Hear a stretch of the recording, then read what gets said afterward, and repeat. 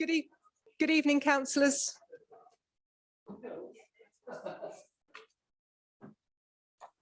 Please be upstanding to receive the Mayor of Waverley, Councillor John Ward.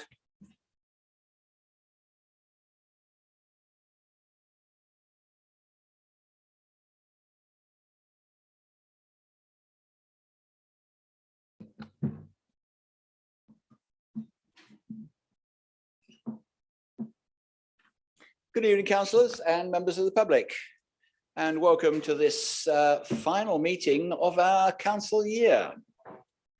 Before we start the meeting, I have to announce or remind some of you that since our last meeting, we have lost actually two of our past mayors, Janet Mains and Len Bates, and I would just ask you to stand in silence for a small time in honour of their passing and respect.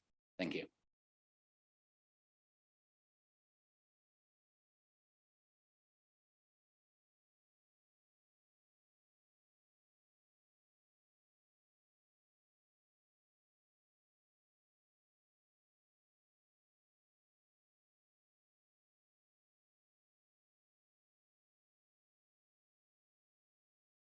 Thank you, councillors. I will now hand over to Jacqueline, who has the good fortune of coming from Recklesham, and she has asked that you be seated for the period of reflection.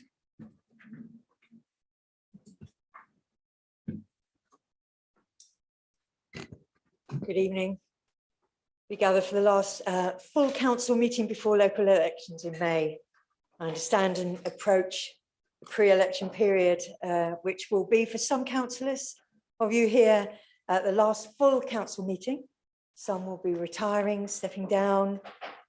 Some will be open to the electorate. And so council is entering into a time of a new season. Times and seasons are part of life cycles, not only human life cycle, but what makes civic, social, leisure and work agendas for a flourishing community that we all long for. So whether it be looking to regenerate green and leisure places such as Broadwater Park, residential areas such as Oxford Ridge, empowering environmental sustainability, or stand up to be counted in the wider political arena, such as the Loxley Well business, or whether to promote and proclaim local and national coronation plans. I'm sure we all, with you, our councillors, stand in local community solidarity as we move forward in times of uncertainty, but hope of development, sustainability and well-being for our communities. It's a time of seasons and reasons and times of change. And in that vein, I would like to lead us into prayer. And as we do, I just want to rest in the words of a time-tested hymn of wisdom and trust, which says, through all the changing scenes of life, in trouble and in joy, the praises of my God shall still my heart and tongue employ. I pray your business of the evening goes well. Let us pray. Almighty God, we give thanks for all who serve for Waverley in all capacity of duty. We pray for those in attendance this evening as they prepare to discuss and debate issues of the day. Inspire and lead all those in national and global positions of leadership. Bless our King Charles III, the Parliament, the Commonwealth, and all who are in authority under him, the county council, district, town and parish councils, and all engaged in the work of local government, remembering especially today Waverley Borough Council. Guide this meeting in its deliberations and grant to those who hold office the spirit of justice and truth and wisdom and charity, that mindful of their responsibility and the needs of those they serve, they may promote the common good and true welfare and flourishing of people here on earth. Through Jesus Christ our Lord. Amen. And now we pray for all who are unable to be here this evening, for those who are unwell or in distress and need, those who mourn, those whose sorrows are known to God alone. Please join me in the Lord's Prayer. Our Father, which art in heaven, hallowed be thy name. Thy kingdom come, thy will be done in earth as it is in heaven. Give us this day our daily bread, and forgive us our trespasses, as we forgive them that trespass against us. And lead us not into temptation, but deliver us from evil. For thine is the kingdom, the power, and the glory, forever and ever. Amen.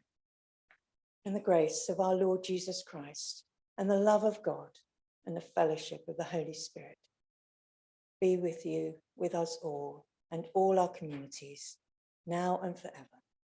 Amen.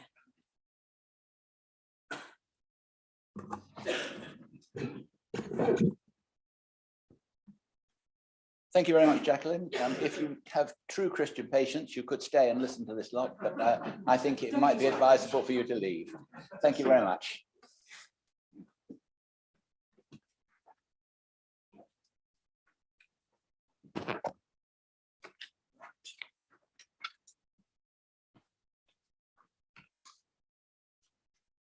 Okay, councillors, well, welcome to this, as I said, our final meeting of this particular council year. To those who are leaving us of their own volition, au revoir or adieu, and my thanks for all the service that you have given. For those who are throwing themselves on the whims of the electorate, it'd be interesting. We are obviously live streaming this meeting as we normally do, and I'm sure I don't need to tell you that you're operating your own microphones. And please raise your hands when you want to speak. And this evening of all evenings, with what is the most humongous agenda for me to go out on as mayor, can we try and be as brief as possible, and please not constant repetition from any side of the house. Right, let's crack on then with item 1, which is apologies for absence. Fiona.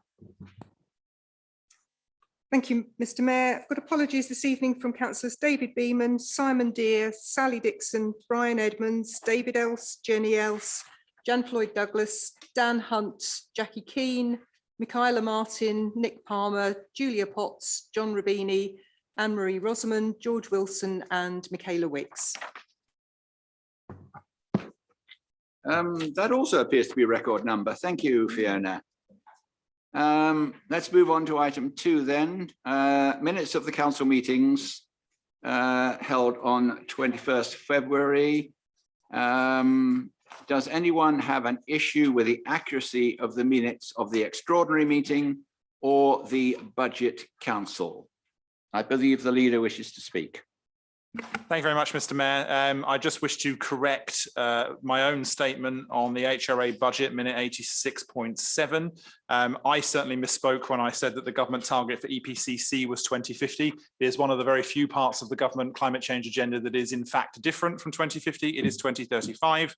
However, I believe the rest of my comment stands, as I would like to know how the government are intending to pay for it merely at 2035 rather than 2050. And would submit that record correction for your approval, Mr. Mayor.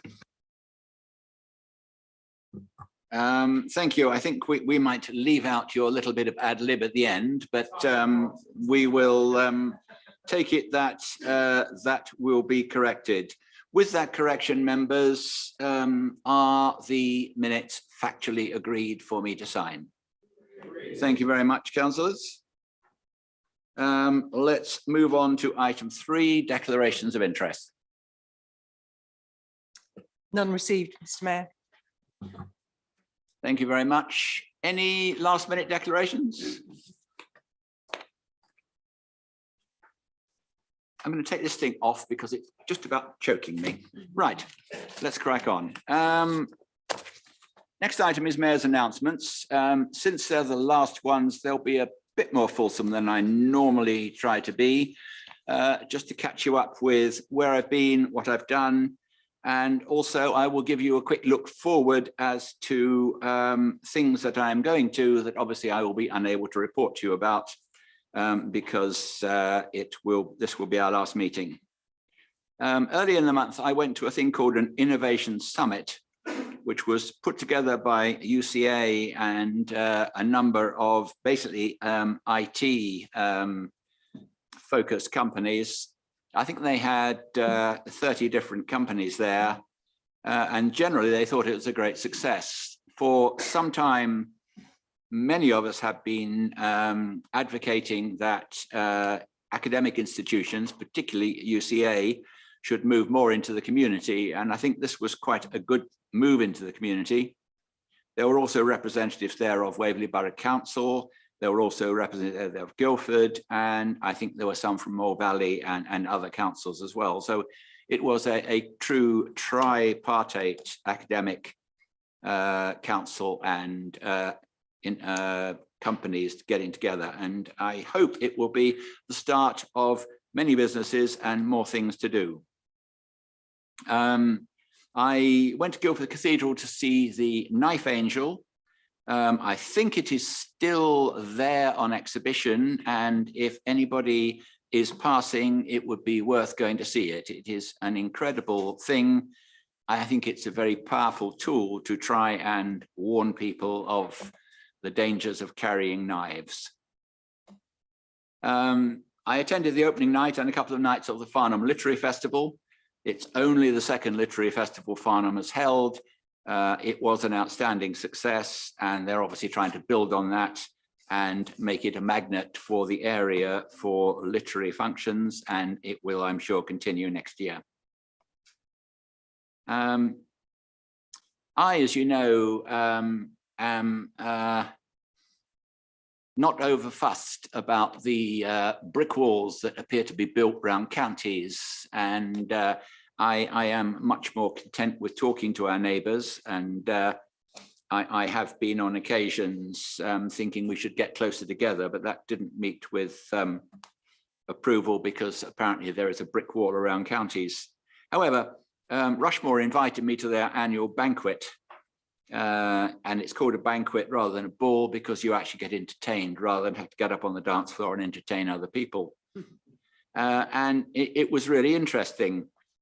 And early on in my mayoral career, I went somewhere in East Hants with my chain on, and I received some quite disapproving looks at the time and some very disapproving notes afterwards. And I thought, oh, that's just someone being a bit fussy.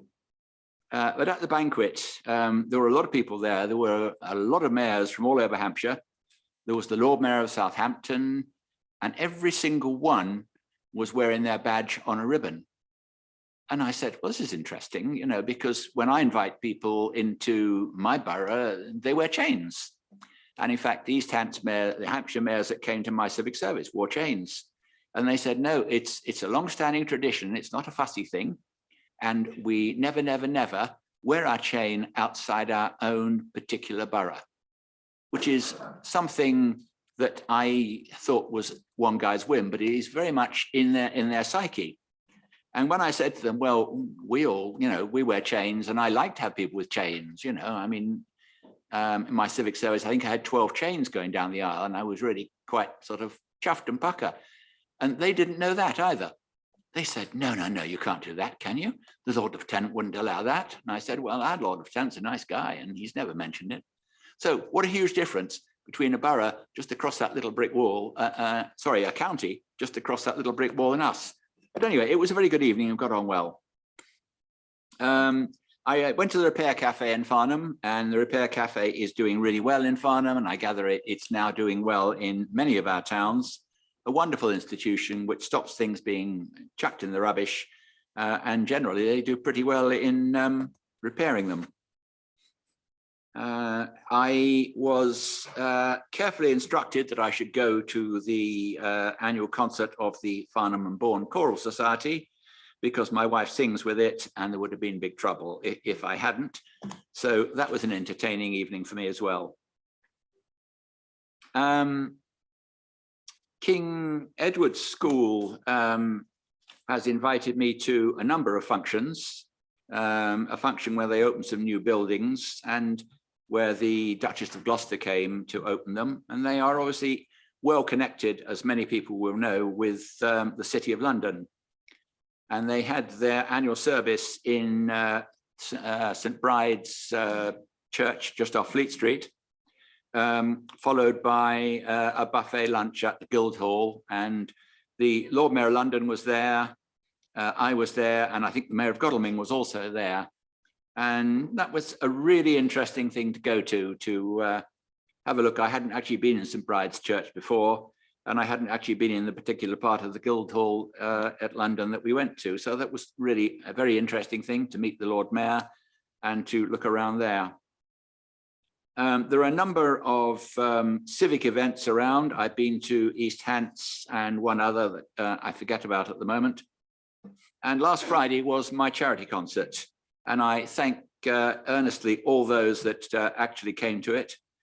It was a fantastic occasion, far better than I dreamed it would be.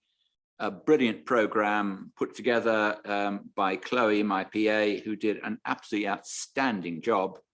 And everybody that left that concert was laughing and happy, and hopefully it raised a bit of money as well.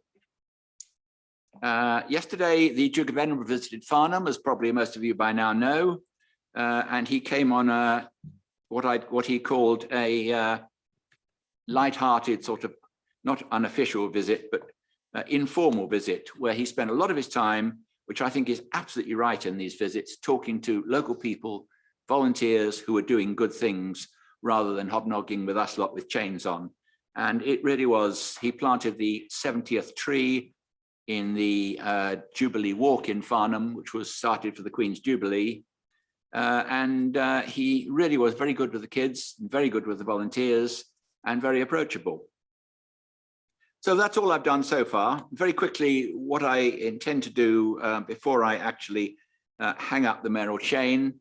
I think tomorrow I am looking at an aerial aquarium in St. Andrew's Church in Farnham, where apparently they have fish hanging from the ceiling.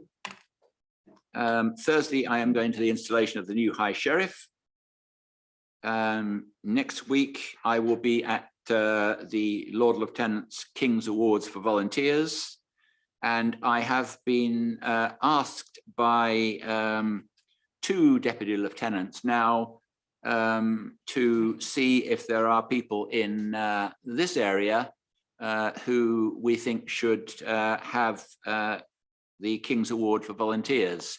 Apparently, for some strange reason, Surrey is being underrepresented in these awards. So can you all think about voluntary organisations in your area that you think might qualify for a King's Award for Volunteers? And I'm rounding my mayoral year off with an Epsom Annual Civic Day and various concerts in Guildford and Farnham to wish me well on my journey. Since it's my last one, can we all be kind to me and not go through every page of the agenda, but just speak to the relevant parts? And I thank you all for giving me a very pleasant year up here. It's been interesting. It's actually been fun. I won't say I love you all, but I like and respect you all. And I thank you for all that you have done to make my life easy and to make this council run the way it should do. So thank you for that. And with no more ado, I will move into leaders and portfolio holders announcements, which I hope won't be quite as wordy as I've been. Thank you. Thank you, Mr. Mayor. Good evening, members. I will endeavour to do so myself and certainly encourage my colleagues to do so. I also had the pleasure of visiting the Ninth Angel. It is an impressive structure if anybody gets a chance to go and visit there if they're in Guildford. Since the last full council, Waverley Borough Council was successful in securing, alongside Protect Dunsfold and the Good Law Project, a judicial review against the exploratory drilling works that they are intending to pursue in Dunsfold. And just because it's sort of relevant to the day, marked the start of the elections for me with the hustings. And I just want to say a particular thank you to the electoral services team both for all the work they're doing to get the elections ready and to get them going, for answering the probably thousands and thousands of queries from councillors and political parties and independents across the borough, and for today attending Godalming College at that hustings to talk to students about voter ID and what they needed to do, something that I consider to be one of the most fundamental duties of this council at present. And finally, Mr. Mayor, before I hand over to my colleagues, I did just want to say a few thank yous, as this is the last full council of this administration, not just of this civic year. I wanted to say thank you to all of you members here, including a number of members that are not here that we've lost over the course of the past 4 years for various reasons. Many of which are, I mean, all of them are missed from every party. And it just seems strange that we started this journey with these people and they're now not here. I particularly want to say thank you to you, Mr. Mayor, and also to Councillors Williams and Palmer and the other group leaders of the administration parties for your commitment to our collective vision over these last few years, and indeed to the leaders of the opposition that we've had over those few years too, who have kept us on our collective toes in their own way, of course. And above all, and there will be far, far, far too many for me to mention. And I know if I started listing them, I'd definitely forget people. So you'll forgive me, I'm sure, if I don't do it. To all of the officers and staff of Waverley Borough Council over this 4 years, for everything they have done, for all of their hard work and for all of their support. Certainly it is my hope to be back to continue working with you, but if I end up not being so, I wanted to make sure that I had said properly in person and in public, thank you for all the hard work that you've done over the last 4 years. And I know that you will continue to do, whoever is in this position next year. So thank you, Mr. Mayor. I'll now hand on to the other members of the executive, starting with Councillor Clark. Thank you. Excuse me. I have made a special effort following recent back surgery to attend this evening's council, as it may be the last time I see many of you, or indeed it may be the last time many of you see me. Who knows? But it's also the last opportunity for me to say, for the final time, thank you, Mr. Mayor, to Councillor John Ward. But on the assumption that I will return, the business transformation part of my portfolio is going to provide some excitement across Waverley and Guildford Borough Councils, with the executive heads of service coming forward with their business cases for greater collaboration between the two councils. On another subject, the Farnham Infrastructure Programme is also creating some rather long-awaited excitement as we head towards implementing some of the changes to Farnham's town centre. With the Farnham board meeting this Friday, there will be the opportunity to endorse Farnham's LC Whip, as well as reviewing the latest design options for the road system in the centre of town. Just as with full pedestrianisation, some of the desired cycle routes put forward by the cycling lobby are simply not practical with the constraints of a historic town centre. One of the main objectives of the Farnham Infrastructure Programme is to support the economic vitality of Farnham and enable sustainable growth across the wider surrounding area. So providing a more pedestrian-friendly experience by widening the pavements in the town centre should encourage visitors to spend longer in the town and support the economy. The options to realign the road structure are designed to tackle congestion and improve air quality. And as we now have an air quality action plan, this will ensure that this indeed can be measured. Finally, after the next Farnham board in June, the next step is to present a paper to the Surrey Cabinet to commence detailed design of the preferred option for the town centre and capital spend. So as Winston Churchill once said, this is not even the beginning of the end, but it is perhaps the end of the beginning. Thank you. Thank you, Peter. Councillor MacLeod. Thank you, Mr. Mayor. I confine my report about Brightwells to just talking about Brightwells House. Brightwells House is an important listed building, grade 2 listed building, as a centrepiece of the Brightwells scheme, which has actually been out of use for some 25 years. It was last used as offices, changing room, cafe, theatre club for the Redgrave Theatre, which was closed in the late 1990s. Unfortunately, the Brightwells House was used for a couple of years for occasional events by the council, but unfortunately suffered some vandalism and theft, and it was decided to shut it up and close it down. And that's been the situation until Crest Nicholson got planning permission to reuse the building or repurpose the building as an upmarket restaurant as part of the Brightwell scheme. Well, that work started at the end of last year, and I have to report, unfortunately, that some mistakes were made, and we have to acknowledge that some of these mistakes were brought to our attention by a local architect. But I do want to reassure the council that we're dealing with them. The executive director, Dawn Hurd, is taking a very strong personal interest with her enforcement team in sorting out the problems. And as am I, as the portfolio holder. Last Friday, we had a very good meeting with the Farm Society and the Farming Building and Preservation Trust. And they have put suggestions to us how to deal with this problem.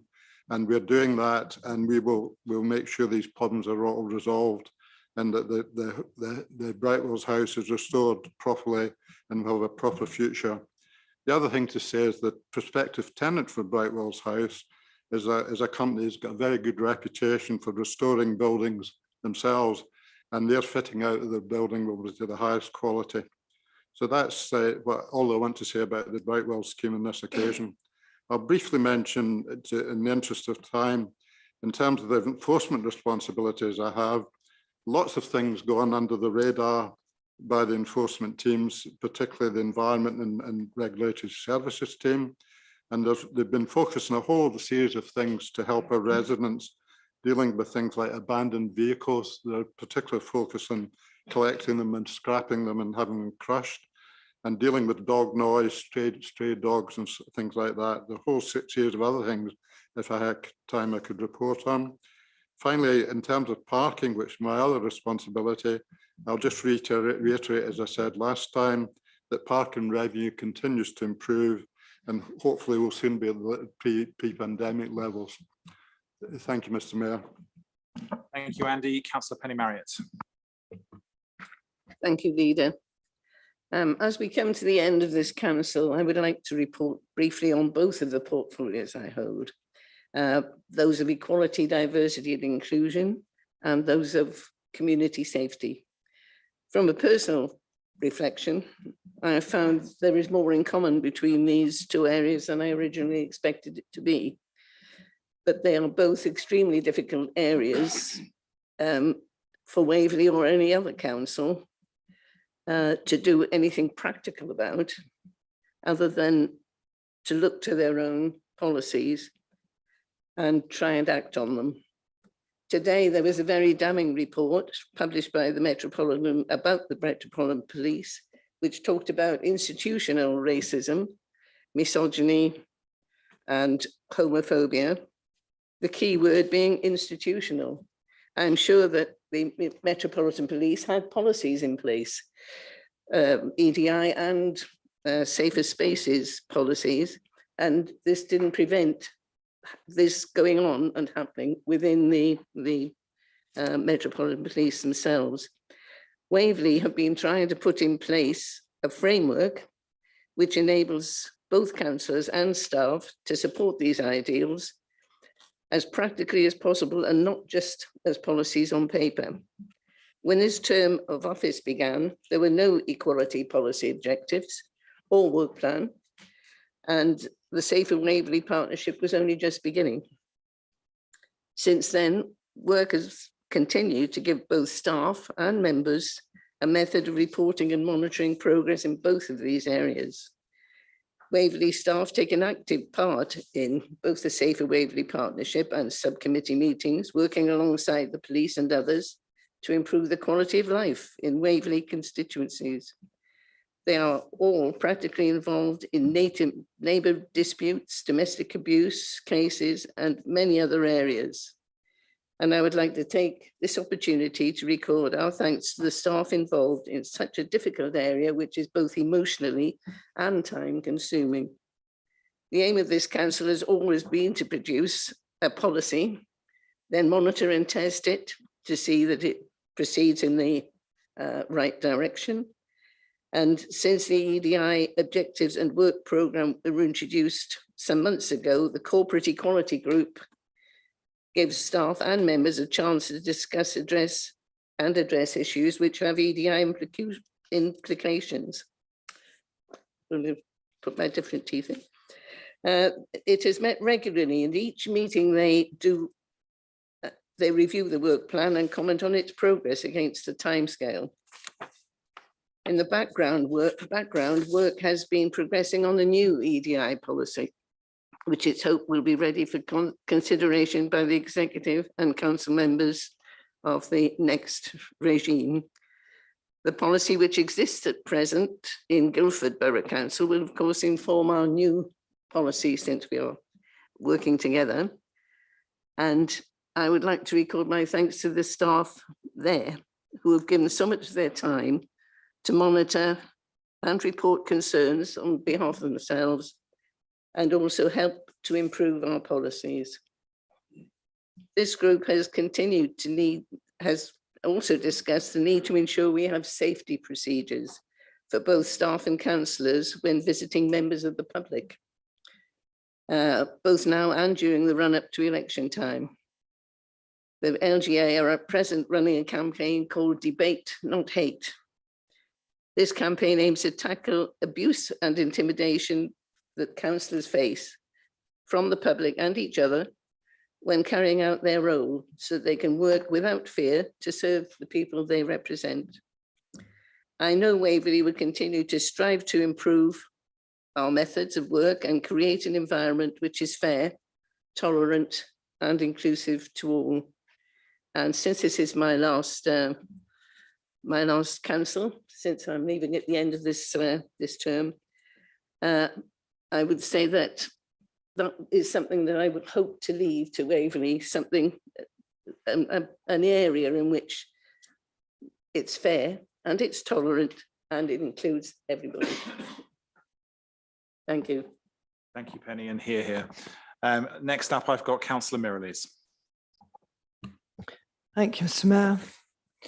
I'm going to start with some really wonderful news that the Arts Council has awarded us a grant of £734,335 to carry out essential repairs to Wilmer House, home to the Museum of Farnham. As most people know, this has been a very long ongoing saga, starting in around about 2017. By 2019, it all looked pretty hopeless. But many meetings later and many setbacks on the way, after our second attempt applying for the funding from the Museum Estates and Development Fund, we have finally got the help we needed to save this beautiful Grade 1 listed Georgian building. It's a building of national importance, not just local. A huge thanks must be given to the officers who persevered to get this where it has today, and also to those people in the community, in the town, and in the borough who have supported our continued attempts to save it. A big thank you to the Maltings as well, who've been great allies and worked with us to attain this brilliant result. I hope that their work with the museum will allow them now to plan for the future. And I think that for me, this is a really wonderful thing, because this was my major thing that I was keen to get sorted. So I'm very pleased about that we come to the end of my time, that we've got that going. On from there, we're nearing completion of 2 schemes in Farnham Park with the improvement of sewage treatment and the resurfacing and reconfiguration of the main car park. We're preparing also an update report on the feasibility project that is considering the delivery of a pump track, playground and possible bike area in the northwestern corner of Sandy Hill. We're just needing to add in the details of pre-application consultations once we have the full feedback. And this is very important in a project as far as I'm concerned, because this is a multiply deprived area. So I'm so pleased that it is moving forward. We have received back tenders for a major pavilion refurbishment scheme, £100,000 at Broadwater in April, May. And we, regarding the Broadwater Park site, we had a 98% positive response to the survey we put out to the community, which was a wonderful result. It really shows that people are interested and caring about what's going to happen there. We continue to repair and replace equipment and assets in the council playgrounds, and we will soon be preparing for complete refurbishment projects in the coming year, subject to securing the necessary SIL funds to complement council and S106 funds already secured. Finally, we've continued to deliver our obligations to our higher level stewardship schemes on the key protected countryside sites of Frensham Great Pond and Common, Mare Hill Common, Blackheath Common, Lammas Lands, whilst continuing to undertake biodiversity improvement works across a number of other sites around the borough. Much of the conservation and biodiversity works relies on the Countryside Ranger team working with our fantastic countryside volunteers who are an essential resource for the council delivery. The volunteer workforce offers a financially sustainable approach to site management works, which otherwise would need to be outsourced contractors for considerable expense. And actually, on average per year, from 2008 to the present time, we have saved £79,288.64 per year with these wonderful volunteers. And so I'm sure there'll be somebody that will be found for the King's Awards, because this is obviously what we've got in our borough. So I feel that we've had some wonderful successes, and I'm so particularly pleased about the museum, and to thank everybody who supported us. And I know that's across the borough, that's not just Farnham. So thank you, everybody. Thank you, Councillor Mary-Louise. And just to add, thank you to both you and Mark for leading that from the front, from the executive. You've done a fantastic job getting that done. Councillor Merriweather. Thank you, Leader. Good evening, Mr. Mayor. Good evening, everybody. Yeah, I'm thrilled to bits about Wilmer House. I think that's a fabulous thing. If I may, Mr. Mayor, I'd just like to make a couple of remarks in response to inquiries received from the Herald, the Farnham Herald, amongst other places, regarding the potential costs and benefits of providing a half hour of free parking in Waverley's car parks. First, for visitors, we know that parking capacity is limited and that drivers already struggle to find an available space in our town centre car parks at peak times at any price. So while a free half hour could encourage some more visitors to try to find a space, so many of them will be sadly disappointed. Second, for businesses, we know that they value dwell time and that there is a risk that available spaces will be taken by visitors in haste to spend little instead of the regular visitors who pay to park and may linger to spend more. Car parking in our car parks is already free in the evenings and on Sundays. But for this council, we estimate that such a scheme could still cost between £400,000 and £500,000 a year, equivalent to maybe 4% of our council tax receipts, at a time when our funding, including net from central government, mythical windfalls and all, continues to battle with the consequences of COVID and cost inflation. Which brings me, if I may, Mr. Mayor, to a few words on the spring budget presented last Wednesday, which I'm afraid was more about what the Chancellor didn't mention, and especially as it relates to Waverley. Our largest employment sector in the borough is education, but there was nothing in the budget on public sector pay, even for teachers. Health is our second largest employment sector, but there was no extra money in the budget for social care, and it didn't revisit the inadequate funding of public health. As we consider active travel initiatives across our borough, the budget cut funding for walking and cycling budgets, and neither was there anything for bus service funding, not even for those who are unable to walk, cycle, or drive a car. And there was no relief for our residents who will face a genuinely stealthy tax this April through the freezing of their income tax thresholds. So as the Office for Budget Responsibility itself is projecting, 2022 and 2023 will see the biggest ever fall in our national living standards.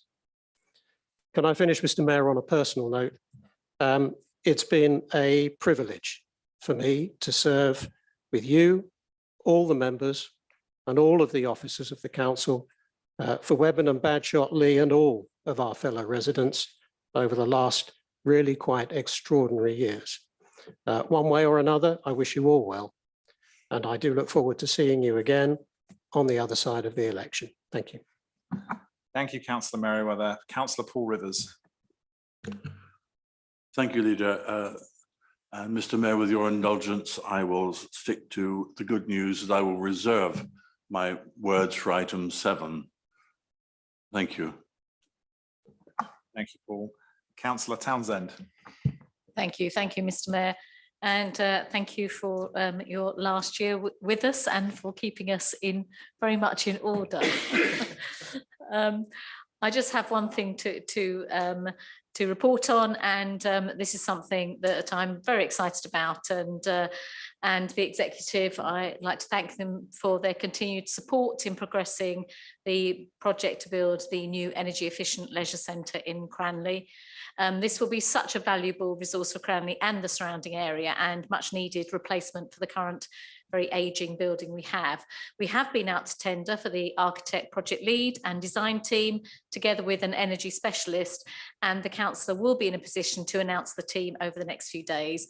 And I would like to thank officers for all of their hard work in getting us to this stage, and on time as well. So thank you to them, and I very much hope to be working on this project in the future. Thank you. Councillor Williams. Thank you, Leader. Thank you, Mr. Mayor.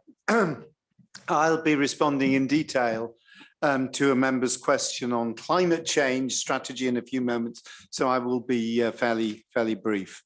Many of us will have heard the key message of the report published yesterday by the IPCC. Another very serious, blunt message that burning fossil fuels is threatening human well-being and the stability of much of the life on Earth.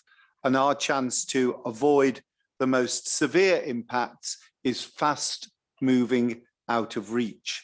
So I'd just like to take this brief opportunity to remind members of this council of how seriously we take this and how seriously we have taken this over the past years. And I'm very grateful to officers and members of this council for their support in taking this seriously, not just in relation to our own climate change and sustainability strategy and our carbon neutrality action plan, but also in relation to the action that we have taken in opposing right from the very beginning of this administration, the extraction of those fossil fuels that the IPCC refer to, the extraction of fossil fuels referred to actually in the act of reflection at the outset of this meeting, as well as by the leader. And this culminated in our success on the 2nd of March, a couple of weeks ago, in securing a judicial review on the proposal by UK Oil and Gas, or UKOG, to drill for hydrocarbons in our borough. The outcome of this judicial review could be instrumental in shaping the future of onshore drilling in this country. My hope is that the outcome of these deliberations is that a legal precedent is set so that across the country, not just in Waverley, all new onshore fossil fuel resources stay in the ground. Thank you, Mr. Mayor. And finally, Mr. Mayor, just to say thank you to my colleagues of the executive for all of their hard work over these 4 years. And thank you again, Mr. Mayor, for the minor tyranny, I believe I described it in your election as mayor, that we have all enjoyed for the last year and will do for the last time tonight. So thank you, Mr. Mayor. Right, thank you, Leader and members of the executive. Let's crack on. I understand there are item 6, no questions from members of the public, but there is one question from a member of council, which I believe is Councillor Edmonds, and I believe he is not here. So Councillor Williams, you have the delight of not only reading the question, but answering it, please. Thank you. I don't know which was a greater delight, Mr. Mayor. The question is from Councillor Brian Edmonds. The very optimistic target of carbon neutrality by 2030 requires a precise action plan with performance reported annually against delivery objectives. The 7th of January 2023 New Scientist reported Bill Gates' note that, quote, avoiding a climate disaster will require a new industrial revolution. Half the technology needed to get to zero emissions either doesn't exist yet or is too expensive for much of the world to afford. Please could the executive advise why it believes Waverley Borough Council can achieve net zero carbon emissions by 2030 with very few reduction levers and measured in tonnes what has been reduced so far. So I would like to genuinely thank Councillor Edmonds for his question, and I'll address each of the issues he raises in turn. Councillor Edmonds suggests that, and I quote, the very optimistic target of carbon neutrality by 2030 requires a precise action plan with performance reported annually against delivery objectives. If Councillor Edmonds is not satisfied with my assertion that Waverley Borough Council's action plan is robust and effective, perhaps I can refer him to the work of the independent organisation Climate Emergency UK. Climate Emergency UK recently assessed the climate plans of all local authorities in the UK according to 28 questions across 9 sections based on the expert-approved checklist for council action plans. Each council was marked against these criteria and given a right to reply before the scores underwent a final audit. This work was completed between June and December 2021, and in this assessment, Waverley Borough Council's action plan was ranked 5th out of all districts and boroughs in the UK. We have subsequently reviewed our action plan and we have published our progress against the targets following a review by the executive, by the Climate Emergency Board and our Services Overview and Scrutiny Committee on an annual basis. The Council recognises, as Bill Gates has observed, the magnitude of the challenge to achieving net zero by 2030, and also acknowledges that it has limited powers, resources, and finances. 2030 is a challenging target when we are failing to get the support we need because the government does not have the same sense of urgency as we do. Our climate emergency motion passed back in September 2019 declared, and I quote, Waverley Borough Council recognises that the achievement of the target will require central government to provide the powers, funding and other resources to achieve the target, and therefore calls on the government to provide such powers, funding and other resources as appropriate to facilitate achieving the 2030 target. Now, we have more than once requested that the government funds our carefully costed action plan, and cross-party attempts in Parliament have sought to fund local authorities with robust climate action plans, but such efforts have to date simply fallen on deaf ears. Now, notwithstanding COVID, the Ukrainian war, cost of living crisis, energy crisis, and limited support from central government, we have made significant progress.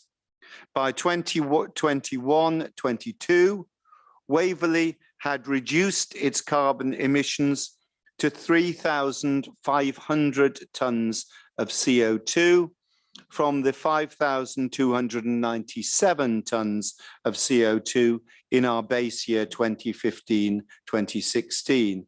This is a 34% reduction. We have completed our first heat decarbonisation project at the Memorial Hall, which aims to achieve a reduction of the building's carbon emissions by 40%. We are looking at renewable generation as a means of offsetting carbon emissions, as well as generating an income that can be reinvested in further carbon reduction projects. We are embarking upon the decarbonisation of our leisure centres in Hazelmere, Godalming, and then Farnham, and planning a new build leisure centre in Cranley at a minimum of passive house standard, referred to by my colleague, Councillor Townsend, a few moments ago, aiming for net zero carbon. We are now working on ways of ensuring that our waste collection service has a net zero carbon footprint by the time the current contract comes up for renewal in 2027. The impact of all these changes will come through in the greenhouse gas emissions reporting in future years. Whatever the many challenges, we are determined to continue to make every effort to achieve net zero carbon emissions by 2030 and do everything in our power to act to reduce carbon emissions across the borough. There are truly dire consequences and unless we act on the climate crisis. We owe it to our children, our grandchildren, and future generations to act and to act now. And we are definitely, without being complacent, we are definitely trying to do our bit in Waverley, whatever the challenges we face. Thank you, Mr. Mayor. Thank you, Councillor. Let's crack on now to item 8, local plan part 2 adoption. Leader, would you like to introduce? Thank you, Mr. Mayor. First of all, I would like to move the recommendations, and I believe I have a seconder. Happy to second, Mr. Mayor. And with your indulgence, Mr. Mayor, I would to repeat something I said earlier. I will leave this now to the councillor who has absolutely led this from the front at every single moment, and will take us through the detail and her work through it with officers to present finally to us all local plan part 2. Councillor Townsend. Thank you, Leader. Thank you, Mr. Mayor. You'll be pleased to know I will not be going through every detail, otherwise we could be here a very long time. However, I am delighted to be able to bring local plan part 2 forward to full council to adopt, including the main modifications recommended by the inspector, as outlined in Appendix 2 of your packs, as well as the additional modifications identified by the council. There is a track changes copy of the plan, including all of these modifications for you to browse through in your papers in Appendix 3, and also an updated policies map in Appendix 4. I would like to thank officers for all of their hard work on this, and many of them are here tonight, and for their expertise and professionalism at all times. It has been a considerable effort to get this over the line since this administration acquired the remnants of the plan in 2019, and it is so good to see their hard work rewarded with the inspector's positive conclusions. Subject to the main modifications, the inspector has confirmed that the plan is legally compliant and sound. In coming to this conclusion, the inspector has supported the council's position on all key issues, including in relation to the allocated sites, which will make a positive contribution to the borough's housing supply, subject to the plan being adopted this evening. I must stress that there is no discretion to vary the main modifications recommended by the inspector, as if they are not accepted, local plan part 2 cannot be adopted, and we will be back to 2018 again. That said, the main modifications are considered to improve and strengthen local plan part 2. They have been formulated with input from the council and have been subject to full consultation. None of them fundamentally change the substance of the plan. This will complete the development plan and provide some extremely welcome policies that this executive is committed to, including policies on design, the environment, biodiversity net gain, and also energy efficiencies. This evening, the council is only considering the adoption of Local Plan Part 2, including those main modifications and additional modifications, and agreeing the consequential updates to the proposals map. And I do hope that members will support this evening. Thank you. Thank you, Mr. Mayor. Thank you, Councillor. Councillors. Councillor Cohen.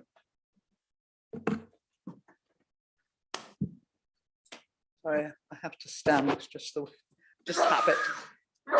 I'm not going to vote against the adoption of Local Plan Part 2, but I'm afraid I'm not going to be opening the champagne either. Firstly, because the plan contains a development site in the Surrey Hills AONB, an area which I think we should be protecting fiercely. And secondly, the Local Plan Part 2 inspector refers to Local Plan Part 2 as the daughter document of Local Plan Part 1, which of course it is. We've waited so long for a full development plan in this borough, and on the point of achieving this milestone, we took the decision to tear up the strategy that Local Plan Part 2 has been created to deliver. We have the option, of course, of endorsing our strategy, making no change in the short term, but preparing a timetable for a comprehensive update when the proposed changes to the planning system are clearer and Local Plan Part 2 has had a chance to do its job and contribute to our supply of sustainable housing. We could still do this, of course. If we change the spatial strategy in any significant way, we render Local Plan Part 2 out of date immediately, as it will not identify sufficient sites for any new allocations. Similarly, all neighbourhood plans, but especially those which allocate sites, will have to be revised at huge cost to every town or parish if they wish to carry full weight in the planning balance. I'm busy working on Lower Webburn Lane at the moment for their inquiry. Part of the evidence of that inquiry is the officer's report sent out in the portfolio holder's name that came to overview and scrutiny. In that report, it stated in black and white that a full revision of Local Plan Part 1 is necessary. If a full revision is necessary, we are declaring our strategy no longer fit for purpose and therefore out of date. Why on earth was this made public ahead of any timetable for change? Why did the portfolio holder not ask for an amended report to come to members? Why was the review, which we have known was coming for years, rushed through council at the last minute with such devastating consequences for towns like Farnham? We're frequently told that the legal advice from Wayne Beglan supports the borough's approach. What he actually says that a significant change to housing need does not necessarily require a conclusion that Local Plan Part 1 must be updated. Planning policy guidance points to the other factors that can be taken into account in that regard. It is the fact that the council has made clear in public statements during the Local Plan Part 2 examination and beyond about its intention to update Local Plan Part 1, this has made such an update necessary at this completely inopportune moment. This administration continues to let its residents down due to its total incompetence in planning matters. It has in particular let down those residents' associations and community groups across the borough who have worked and continue to work so hard to produce effective neighbourhood plans. This administration has consistently refused to accept any responsibility for the planning chaos during the last 4 years and has failed miserably to identify the available sites the borough needs to deliver its housing allocation. Therefore, I do welcome the arrival of Local Plan 2, but I fear its usefulness to the borough will be short-lived. In planning terms, out of date has nothing to do with age. It's all about housing delivery and the continued effectiveness of policy. With major changes to the parent document, how can this daughter document remain effective for any length of time? Thank you, Mr. Mayor. Councillor Forashevsky. Thank you, Mr. Mayor, and thank you for all your work over the years. It's been a pleasure to work with you. It's a fitting tribute that on my last time in this chamber as a councillor, that Local Plan Part 2 is before us. I will be wholeheartedly supporting Local Plan Part 2.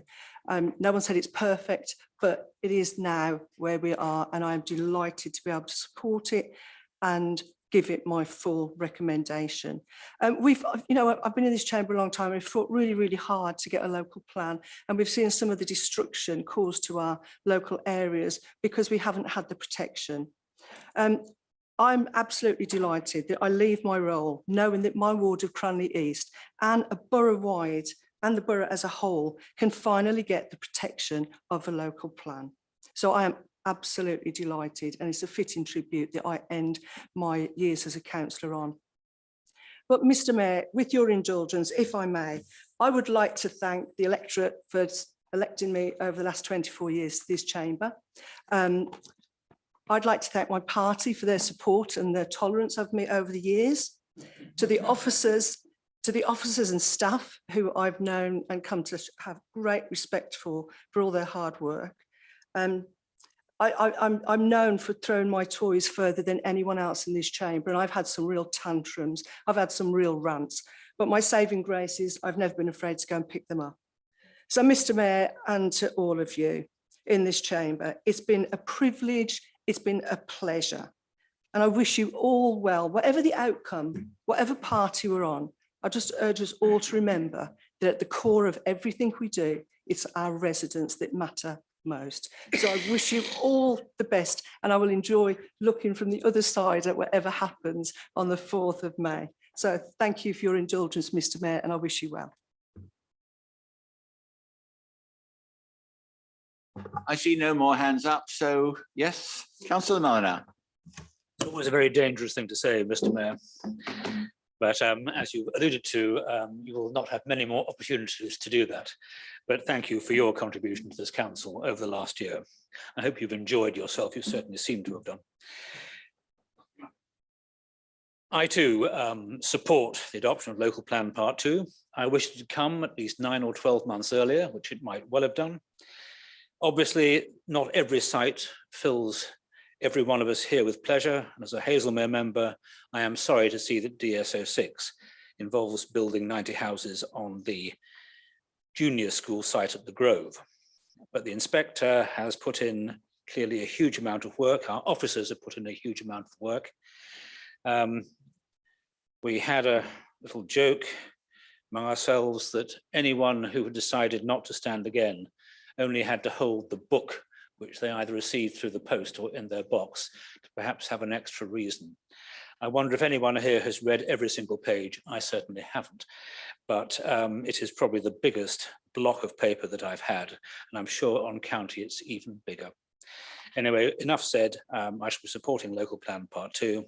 We have borough-wide responsibilities, and as my colleague, Councillor Coburn, has said so eloquently, we very badly need this to give ourselves at least a brief moment of hope that we can control development.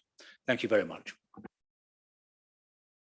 Thank you, Councillor. I have Councillor Hyman, followed by Councillor Knowles. Excuse me. Yes, thank you very much, Mr. Mayor. I agree with Councillor Forashevsky very much. As she says, we haven't got a perfect document in front of us, but we have got to adopt it. I don't have a major problem with that. I'd like you to refer you to page 110, colleagues, if you would. Page 110 is amongst the minor, the main modifications. It's an MM64, for instance, but it's similar statements are repeated elsewhere in the document for other developments. Talking about the constraints of habitats, you'll see of 3 bullet points in the middle of page 110. The first one is to say that less than 20 dwellings would be unlikely to need mitigation. What they're effectively saying is that the in combination effect doesn't apply to developments under 20. Well, anyone with just an ounce of common sense, I think, can realise that when the law says you have to conduct an in combination assessment, you can't do that if you're going to exclude parts of the in combination effect.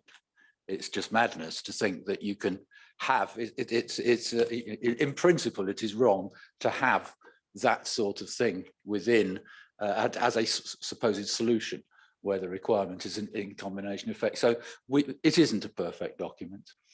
As far as I'm concerned, the issues there, okay, they do matter, but they do not weaken the protection that we have in law because this policy is subservient to the law. So I'm happy to see this go through as long as I've got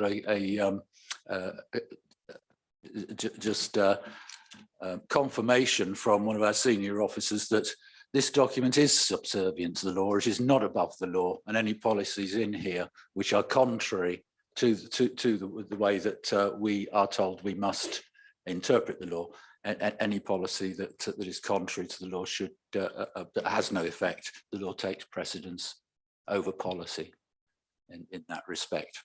So if I can just have that confirmation from a senior officer, because as long as we're not putting policy above the law, then I'm perfectly happy to vote for this. Thanks.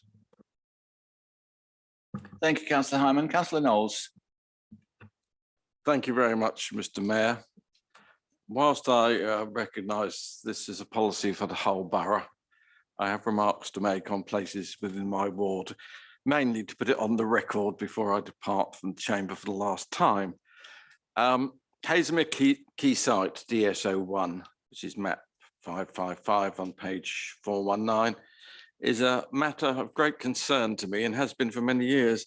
In fact, during my whole period on the council. So what I'm saying is nothing new, but for my residents is worth saying again. In previous editions, the fire station was included, and I'm pleased to see that it is now excluded. The Surrey County Council need no encouragement to close the fire stations. They tried some years back. However, the loss of the main car park, the post office with the only ATM in town, the shops and toilets, which are all included inside the red line, will be a disaster for Hazelmere. Promises of regeneration, flats, shops, car parking do nothing to allay fears. What will happen during the very many years of development? Surely a death warrant for the town, a town without a single bank and many empty premises. As a lifelong resident of Hazelmere, it's a shame to see it going down, and I fear that this will be the very end of it. Therefore, I cannot support the recommendations for that reason alone. Thank you. Thank you, Councillor. Councillor Floyd Douglas.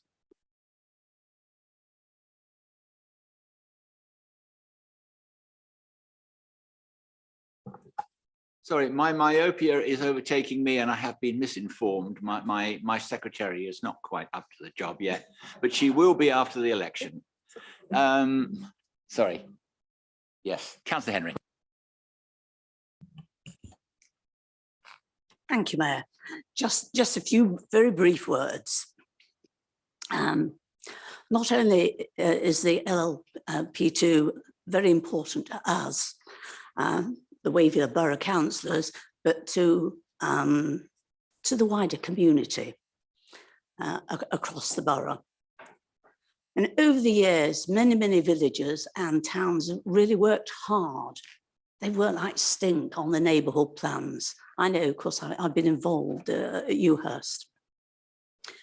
And it's not been easy. It was never an easy job, was it, to invite towns and villages to put together a neighbourhood plan. These were people from the street, residents, and they did the best they could in the circumstances. And many towns and villages have worked for years on these. So yes, LLP2, it may not be what we expected, but is anything in life, but it delivers a strategy. So please let's get this done and let's get on with it now. Thank you.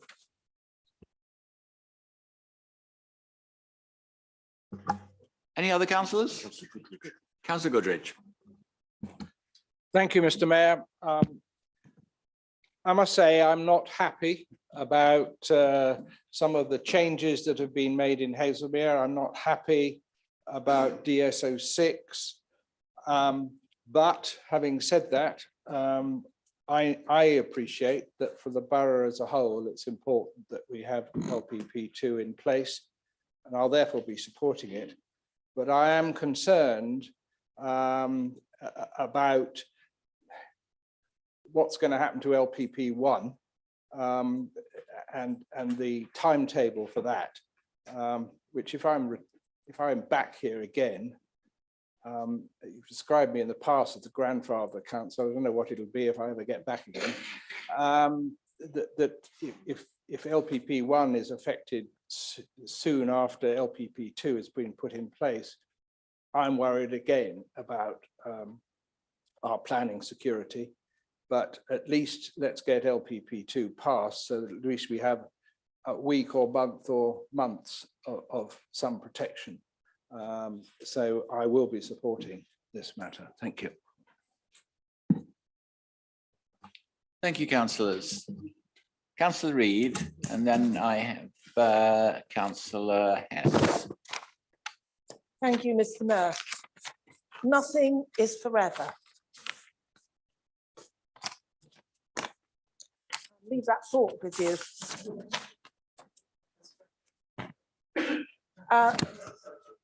Local plan part 1 took 10 years.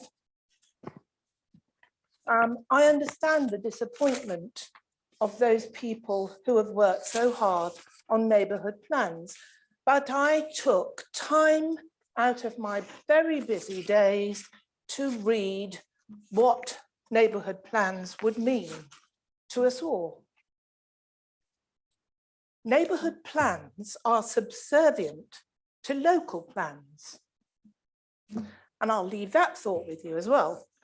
And, you know, there's no way they can be established and just left. It involves a lot of people, as Councillor for Ewhurst has just told us. And they've all worked very hard. I know, I used to be a councillor in Ewhurst. And we shouldn't underestimate that hard work that's been going on and the dedication that Councillor Carol Coburn has put into neighbourhood plans with the residents. But like all plans, they have to be reviewed, and we mustn't forget that. And I've talked about that before. Councillor Mulliner wished that they'd all come, the neighbourhood, the local plan part 2 had come earlier. I remind him again of the 10 years for local plan part 1.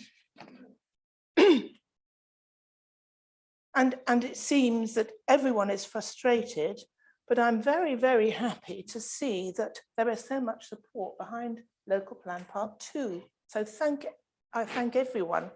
And if I'm not re-elected again, I will thank you all for your company and, you know, your goodwill, and, you know, wish the people who are leaving all the very best, because an awful lot of them, although we debate in this chamber, a lot of them are still my friends. Thank you.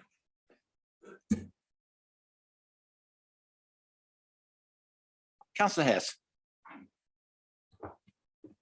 Thank you, Mr. Mayor.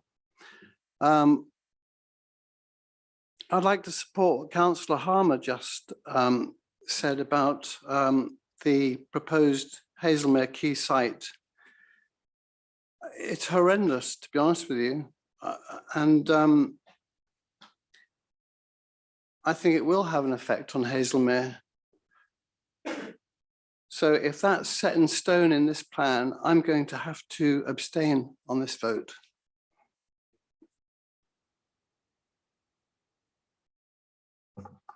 Thank you. Do I have any councillors not on the executive who wish to speak? Councillor Darcy. Yes, thank you very much, Mr. Mayor. I welcome part 2, plan part 2. I think, like everyone else, it's not perfect, but there are some useful additions, I think, in it. And one in particular I'd draw your attention to is on page 166, policy DM2 on energy efficiency. In part B, it suggests that, well, it doesn't suggest, it says that we should expect all planning applications for new dwellings to include an energy statement in the form of a draft dwelling emission rate. So I would like it to be confirmed that we can expect that in all future planning meetings. Thank you. Councillor Baker. Thank you, Mr. Mayor. I think I'm going to stand up unusually just to make one point, that this is a great deal of work and it has been done diligently by our team, who I think are sitting over there, our policy officers, and I would just like to say a big thank you to them. Thank you, Mr. Mayor.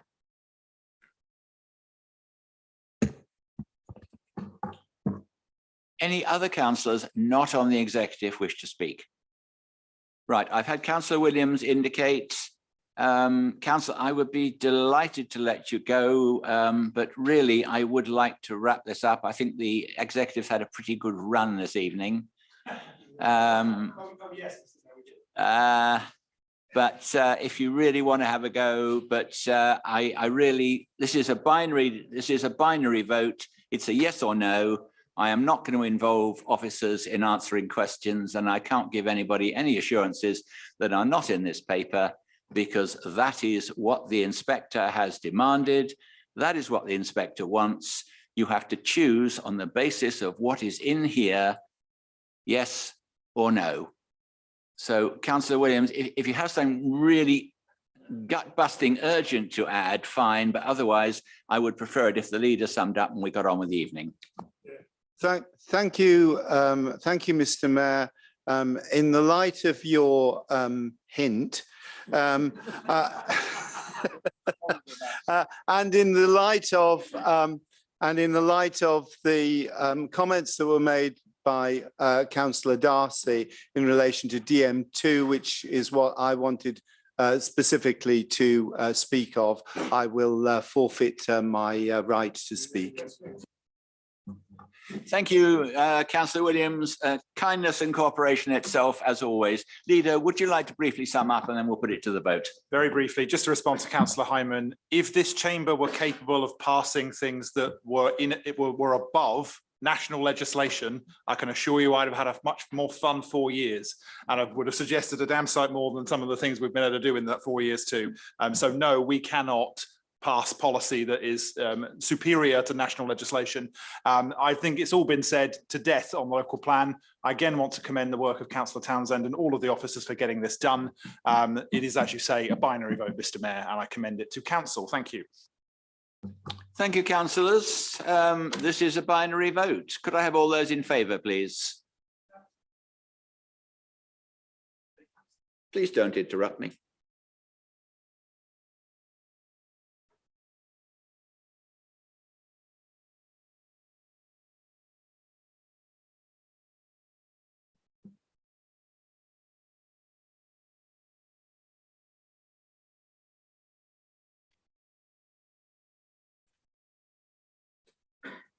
I think that's 36 in favour. Those against? None against. Abstentions? 3 abstentions. Thank you very much. Well, councillors, even with my basic mathematics, that has passed. Okay, let's crack on to item 9. Affordable housing, SPD. Leader, would you like to introduce? Many thanks, Mr. Mayor. Again, I put this to council, and I believe I have a seconder. Happy to second, Mr. Mayor. Councillor Townsend has agreed on behalf of Councillor Palmer to take this one forward if you're happy to, and if you're not, I'm happy to do it. Councillor Townsend, apologies. No, I think it's come before the council several times in this guise, and there are no new updates, just to update the policy in accordance with current legislation on first homes, and also to point out the proportion of affordable housing on sites from 70 to 30 to 60 to 40% for affordable intermediate homes and affordable rents, and also the last point is to clarify that the Waverley rent as well, which allocates a rent of 60% and 75%. You'll have to remind me on 2 and 3 bedroom houses. Sorry, Leader, I wasn't proposing. I didn't realise Councillor Palmer wasn't going to be here tonight. Thank you.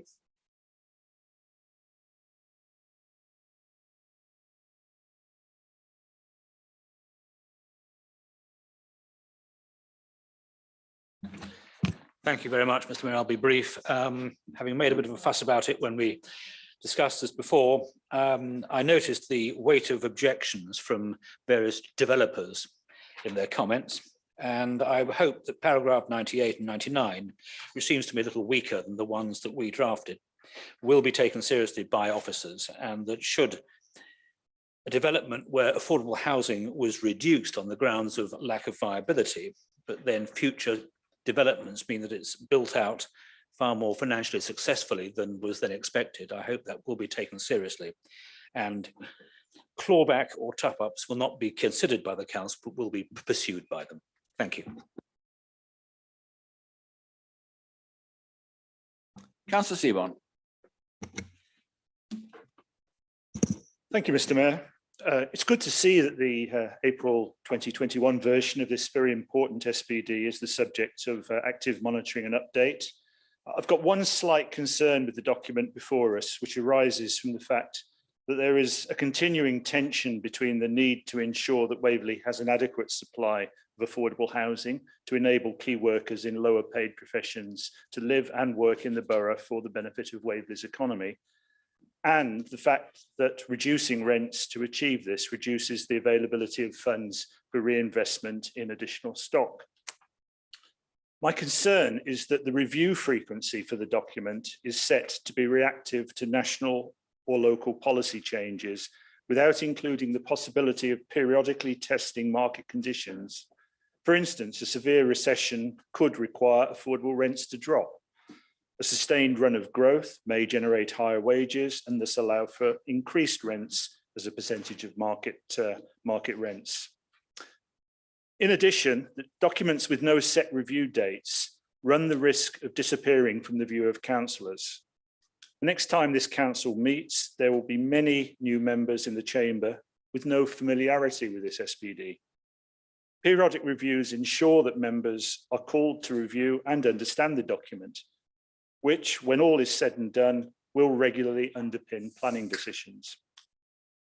I'd personally feel happier if the review frequency was set to be, say, once per administration or as required according to national and local policy changes.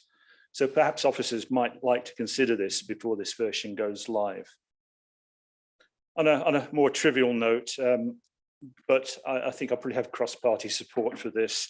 The issue of document control raises its head yet again. It would be a much better document if abbreviations were not used for the approval and publications boxes. I know full well who AS is, but there are currently 6 officers in the online address list with the initials AS. So perhaps changing AS to the job title might actually mean that future councillors actually know who is the owner of this document. That said, apologies for the trivia. I support the changes wholeheartedly, and I hope that colleagues will join me in doing so. Thank you, Mr. Mayor. Any other councillors wish to speak? Can I have a lightning sum up then, please, Leader? Point of clarification, Mr. Mayor. Okay. Apologies. As I was caught on the hop earlier, I just wanted to clarify for the sake of the record that that the affordable rents were capped at 70% for 1 and 2 beds and 65 for 3 and 4 beds. Thank you, Mr. Mayor, for allowing me to come back. Thank you. My pleasure. Quick sum up, Leader. Thank you, Mr. Mayor. Again, we attempt to manage the tension between the delivery of affordable and social housing and the provision of infrastructure as far as the planning rules allow, as an SPD will enable us to do. I think just to respond quickly to Councillor Seaborn, I actually agree with both of your points, and I think whoever is here next time should be perhaps proposing to the new ONS that they look at the periodicity of review of every SPD and core policy and make that determination. Obviously, we're not going to do this now, but I would actually support your proposal of once an administration at least. I think that's quite sensible. Other than that, though, Mr. Mayor, I commend it to council. Thank you, Leader. Councillors, is that agreed? Agreed. Does anyone wish to put themselves down as against? Thank you very much. Let's crack on. The next one is item 10, Oxford Ridge refurbishment. In amongst this small pile of papers in front of you, people will doubtless have seen the odd pink piece of paper. I do not wish to take council into exempt unless it is absolutely and utterly necessary.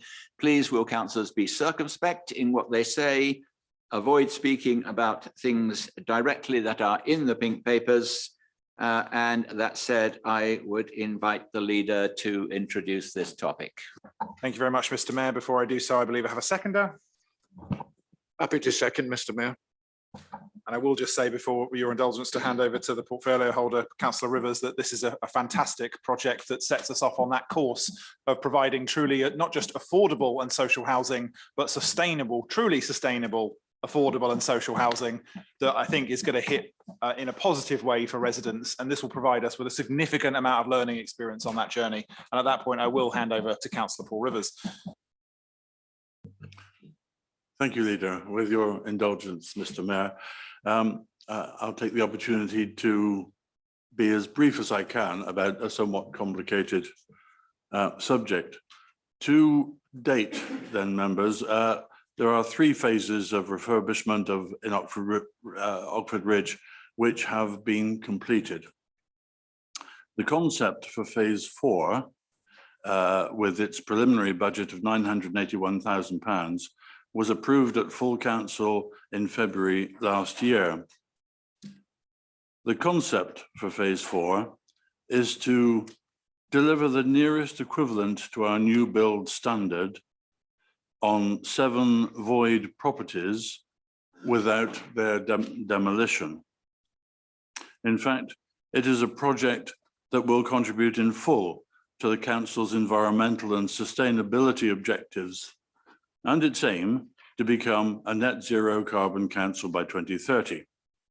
Here specifically through the delivery of affordable homes which are more energy efficient than at present, and at the same time improving the quality of life and reducing fuel poverty for future tenants. This, of course, by using renewable energy sources, for example, photovoltaic cells, and reducing the overall heat demand through the provision of additional external wall, internal floor, and roof insulation, and A+ rated windows. The budget required for these works now totals £1,765,000, and there is therefore an overall budget shortfall of £784,000. These funds are earmarked to come from the Major Repairs Service that has sufficient balances to cover this with its current balance of 1.7 million. The Major Repairs Reserve is used to fund capital spend on our current dwelling stock and is monitored regularly to ensure its balances are sufficient. We have obtained valuations for each of these void properties, with the initial valuation depending on the property in its current condition. The retrofit works, taken together with the reconfiguration work, leads to an uplift in property value. This uplift totals £595,000 across all 7 properties. A new valuation report will be commissioned as the works are approaching completion. This total estimated uplift in property value exceeds the cost within the tender sum to implement the green energy elements, such as insulation and photovoltaic cells, as I said. So in summary, It's a great deal for us, it's a great deal for our future tenants, and it's a great deal for the environment. Thank you, Mr. Mayor. Thank you, councillor. I have councillor Cossa. Thank you, Mr. Mayor.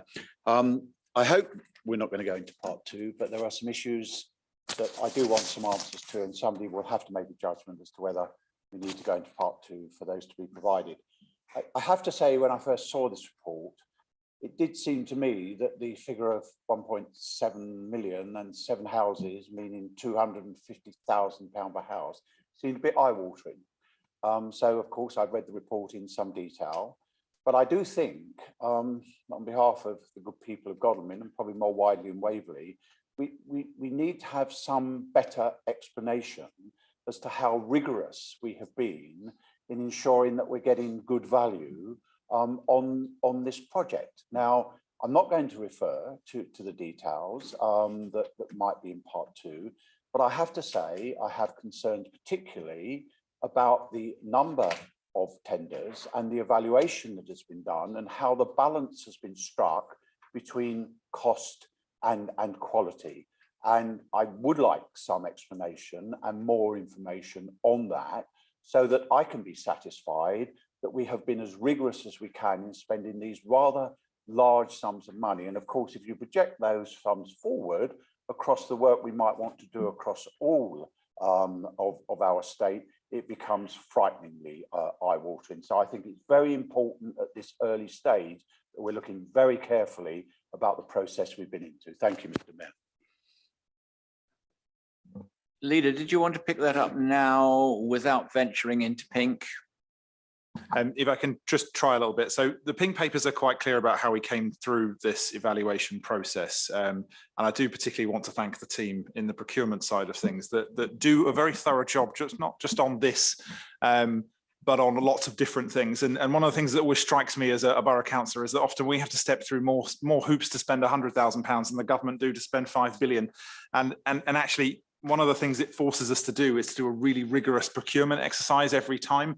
I believe this has been through ONS at least once. It might have been twice, but I think it's certainly once. And there were a number of questions on the same subject that were addressed at that point as well. I am comfortable personally reading through this and having been through this many, many times, both with the executive and also with the portfolio holder and the officers, both in housing and in the procurement team, that this is about as reasonable and balanced as we're going to get. I think I need to just probably flag something that most will probably consider obvious, that an inflationary pressure of around 10% sustained through most of the last 12 months has increased building costs of almost every type and variety that we might have. Some of these are difficult costs to bear, but if we have the intention of decarbonising our social housing stock, which is one of the primary things our action plan says we need to do, we do need to better understand how we can do that with the stock that we possess. So from my point of view, this is a worthwhile investment to understand how that is going to work, what we can do with our stock, and to get us to a position where we better understand how we go forward with that. I mean, I wrote to Jacob Rees-Mogg when he was Climate Change Secretary asking for something like £140 million to do this for all of our stock. I'd like to be able to refine that figure before I write to another Minister for Climate Change. And this is the sort of thing that allows us to do that. Thank you for indulgence, Mr. Mayor. I can't go into further without going into exempt, but I do believe this has had significant scrutiny and is about the best that we're going to get in the current economic climate. Thank you, Mr. Mayor. Thank you. Councillor Seaborn, followed by Councillor Martin. Thank you, Mr. Mayor. If we go to section 6 on page 551 of our papers, members will see the points raised a month ago by Resources ONS. Officers have responded to these points in some detail, as set out in the draft minutes of the March the 7th executive meeting. I have to say it's disappointing that those responses were not included in this evening's papers. The ONS meeting looked deeply at the project and associated costs and raised some good points, particularly relating to the tender evaluation, which has just been spoken to, which understandably some members have found hard to accept. I believe it would have made it a lot easier for members to evaluate this item if they'd been able to see the responses to the ONS points when forming their views. But having seen those responses, although the financial sums being requested feel large, I will be supporting the proposals for two reasons. Firstly, the costs of these refurbishments, together with the green pilot costs, will result in 7 homes, which will be as good as new when finished, and will have a total cost of around 20% less per bedroom or per resident, per occupant rather, than the lowest cost of any of Waverley's ongoing new build housing projects. We could have knocked down 7 homes and started again, but this solution will be about 20% cheaper. So that, I think, has merit. Secondly, as we've known for a long time, full energy efficient retrofits are expensive. The cost before us for the green part of this project is not at all out of alignment with expectations. Hopefully the cost for retrofits will come down as technology develops and the pool of competent contractors grows. But until that happens, Waverley does have a need to invest in a pilot to find out how to do the job and how to discover whether the modifications will work. Thank you, Mr. Mayor.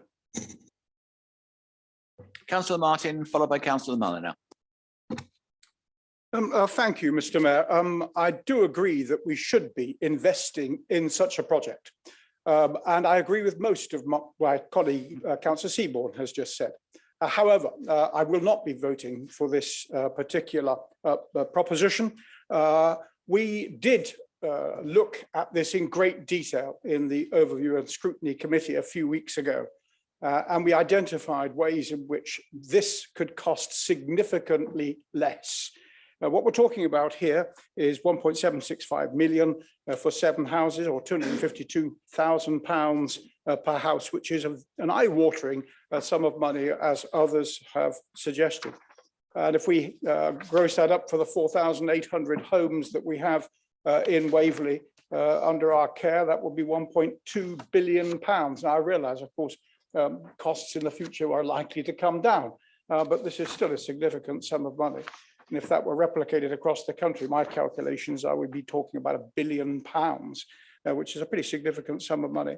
So my belief is that this could have been done for significantly less money. The Overview and Scrutiny Committee went through that in great detail. And I think that greater regard should have been taken of the thoughts that the Overview and Scrutiny Committee had to keep the costs at a lower level. Thank you, Mr. Mayor. Councillor Mulliner, followed by Councillor James. Thank you, Mr. Mayor. I'll be brief, as I agree with what Councillor Seaborn said. I just add that one of the other questions which emerged from Overview and Scrutiny was a slight concern about the way in which cost and quality had been balanced. And I think it's something which officers and those involved in the future in this might want to consider, because one tender was quite a bit less than the other, and yet was defeated because it was felt that the quality of the more expensive tender was superior.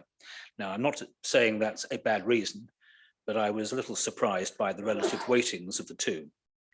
I think it is important that we finally, at long last, nearly 4 years after the great climate emergency declaration, get some hard facts as to whether retrofitting a council house will have the desired effect that we want, which is that it is something where a resident can live in comfortably and not at an extreme cost.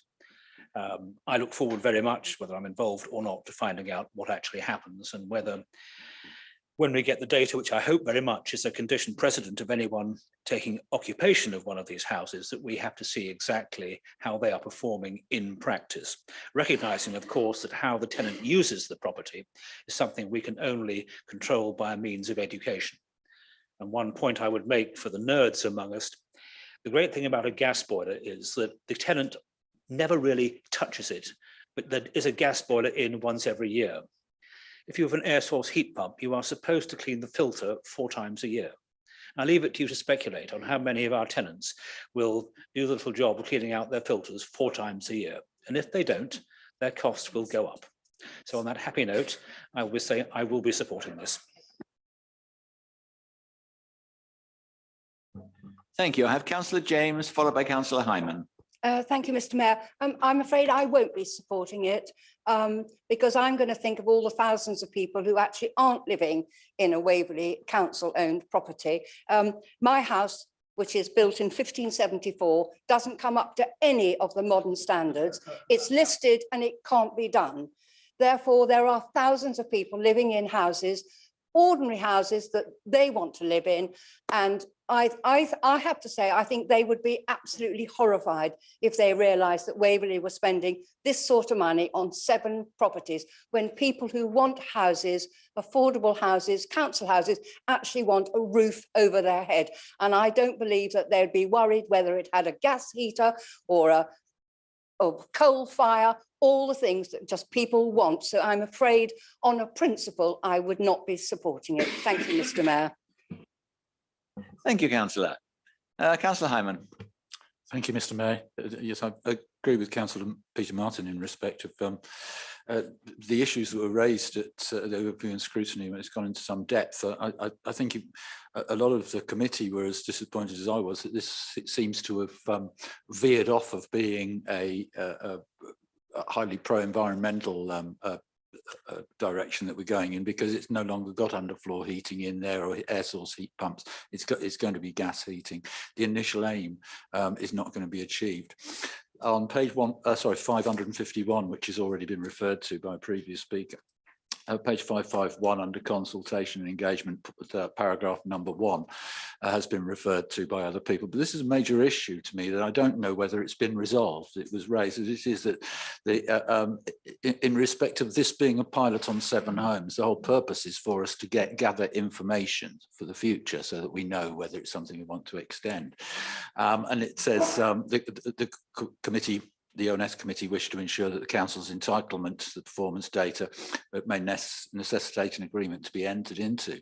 I'd like some clarification, because I just am not sure that we have any right to that data, that we can get that data from the tenants in respect of their personal expenses on their heating bills in the future, and any other feedback that was necessary to inform the results of such a pilot. So I'm wondering whether this has just become a, I mean, as responsible people, let alone councillors, if someone sticks something in front of you that says it was going to cost nearly £1 million, now it's going to cost nearly 1.8 million.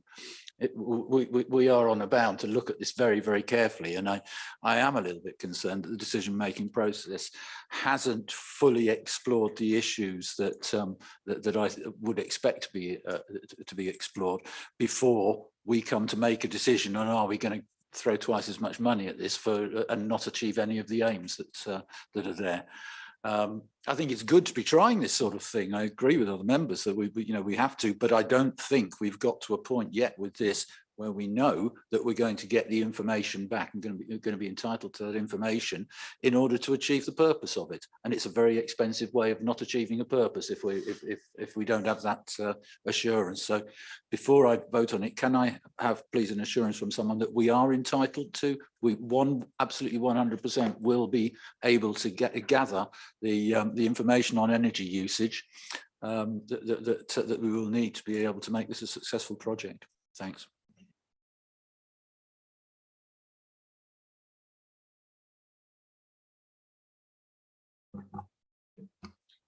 Just very quickly, Mr. Mayor, thank you. I think it's a very good project because we've got to start somewhere and we've got to do something to find out what we can do and how it will affect people's lives and our environment, of course. But a couple of things that have been mentioned tonight. Councillor Mulliner is questioning whether people can actually empty filters. I'm sure people are very, very capable. They empty their hoovers. And if we need any building work done, I think Councillor Martin has just said he can do it cheaper. Thank you. On that delightful comment, I think I will ask the leader to sum up. Well, if I heard Parliament correctly, I think Councillor Martin will be too busy personally filling in all the potholes in Waverley by the time he's done, so he might be too busy. Councillor Seaborn, I agree with you 100%. I don't think I could have put it better myself. Almost everything you said there, totally agree. Councillor James, I'm also the councillor for Rockford Ridge, and I can assure you that there are plenty of residents up there who do care about the cost of their bills, and I'm probably pretty sure that as they don't live in 600-year-old houses with all of the commensurate costs and issues that comes with, they do care about their cost of their bills, not just having a roof over their head, but being able to heat their homes and and cook their food. But just beyond that, the government have set in legislation to phase out gas boilers. So we do have an obligation to do things with that kind of deadline in mind. And I say that irrelevant of any party ideological differences on whether we should be moving to greener technology or not. The government is doing this by a fixed point, so we do need to get in the game before our social housing is non-compliant by law. Councillor Hyman, the allocation process for social housing, the actual occupation of these houses, the allocation process will handle the collection of that data so that we can properly maximise how that is dealt with and how that's addressed.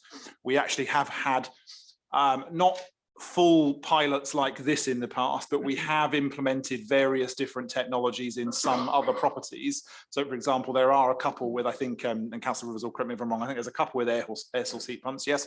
And actually there has been a different engagement and education and feedback on the data with those specific residents. So what we'll be doing there is following a model that we've already got at a lower level. And finally, just to, some of the other comments, I think was yours, Councillor Martin. Yes, it would cost significantly less if we did significantly less. I can't argue with that logic.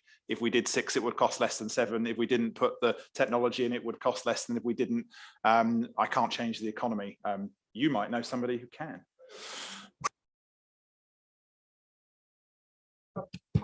Councillor Martin, of course you may say that's very something kind. again. I was simply using the information that was presented to the Overview and Scrutiny Committee, which said that the same job could be done for less. And I can't believe that the executive did not take advantage of that, or did not present us here with sufficient conviction as to why the quality of one tender was so much greater than the other. Thank you. Right, thank you, councillors. We have enough people dissenting. I think we'll put that to the vote. So could we have those in favour, please?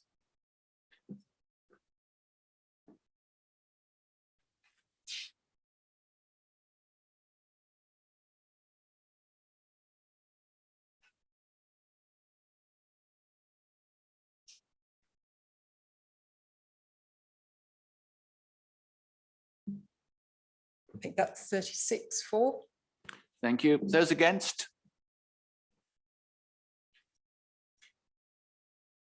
It's 4 against Abstentions? and 1 abstention. Thank you very much. Therefore, that is carried. We're on to, strange enough, after item 10, item 11. Draft updated air quality action plan and draft clean air strategy for Waverley. Leader, would you like to introduce?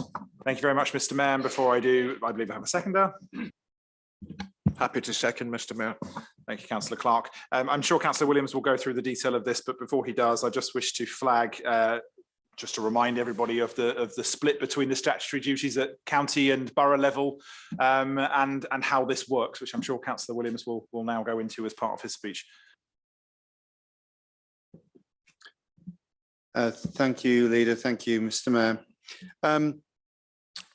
Yeah, this has been discussed at length, so I will try and be fairly brief in relation to this item.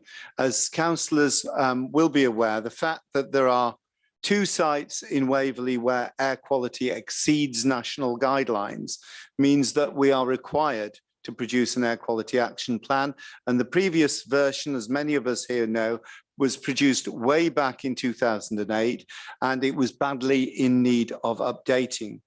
We're therefore presenting to Council for final approval the current updated version of the Waverley Air Quality Action Plan, following some excellent work by our own team and by an excellent team of consultants who have worked closely throughout with not only with myself as portfolio holder, but also it involved the plan being discussed by the executive, by the Air Quality Steering Group, by the Climate Change Board, by the Services Overview and Scrutiny Committee twice.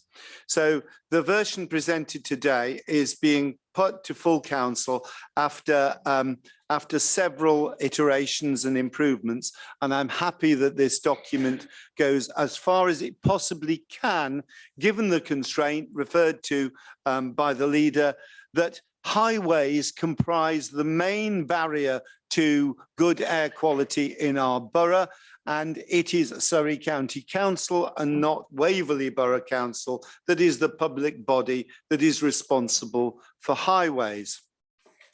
However, I want to just add one thing, that because our air quality action plan is based only on improving air quality at sites that have been identified where there are statutory exceedances, and because national guidelines on air quality have proven time and again to be insufficient to identify where there is a need for cleaner air, and because, as I exemplified, the current Waverley administration has long believed that we need a wider strategy to seek to improve air quality across the borough, we have therefore insisted throughout that the air quality action plan is developed alongside, for the first time in Waverley, a clean air strategy, which is considerably wider in its scope.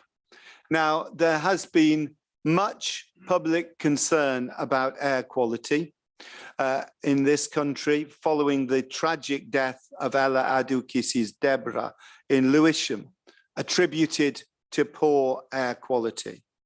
And there are many, many other deaths that are undoubtedly as a result of poor air quality. We need to treat this issue as a matter of urgency for public health, as well as climate change, and do as much as we can where there are, even where there are no statutory exceedances. And so I'm proud to commend to the council both the air quality action plan and the clean air strategy. Thank you, Mr. Mayor. Thank you, Councillor. Councillors, any speakers? Councillor Seaborn and Councillor Neil. Thank you, Mr. Mayor. I find it disappointing that these two completely different documents are lumped together for adoption under one recommendation. The draft air quality action plan is a statutory requirement in a prescribed format. Officers have delivered what is required, and I'm happy to support its adoption as recommended. In contrast, the clean air strategy is something the council has chosen to prepare and present in a format chosen by officers. It contains much good work. But like so many of the strategies and plans presented by this administration, we have a list of actions with no attempt made to provide indicative costs, no attempt made to provide quantified indicative benefits, and no ranking or prioritization to direct where scarce resources should be targeted. Now, I accept that this is a strategy rather than a detailed plan, and that arguably costs, benefits, and priorities could feature in a plan or plans. But the strategy doesn't actually point to the development of more detailed plans beyond the high-level checklist in section 7. Last month, the opposition didn't support this year's general fund budget, citing the administration's capacity to waste funds as a reason. This strategy, as it stands, is an example of why. Initiated with laudable objectives, we are being asked to adopt a strategy with unquantified costs, unquantified benefits, and no indication as to what actions deliver the most value, which is a recipe, as it stands, for potential waste. In reality, I'm prepared to let the strategy slip through on the back of the air quality action plan, because I don't think this does any harm. But to deliver real good, it could be so much better. So I hope officers will be continuing to build on the foundations, the excellent foundations that are put before us in a document that I would deem not to be complete. Thank you, Mr. Mayor. I have Councillor Neil followed by Councillor Hyman. Thank you, Mr. Mayor, and my apologies for arriving late tonight. I want to thank the officers for the detailed work that's gone into these two draft documents. They're both valuable, building on previous work and addressing the associated issues relating to climate change. However, I have concerns getting more serious day by day on anything that relates to climate change in particular. And I know that the portfolio holder is very passionate on this. He's already spoken on that subject tonight.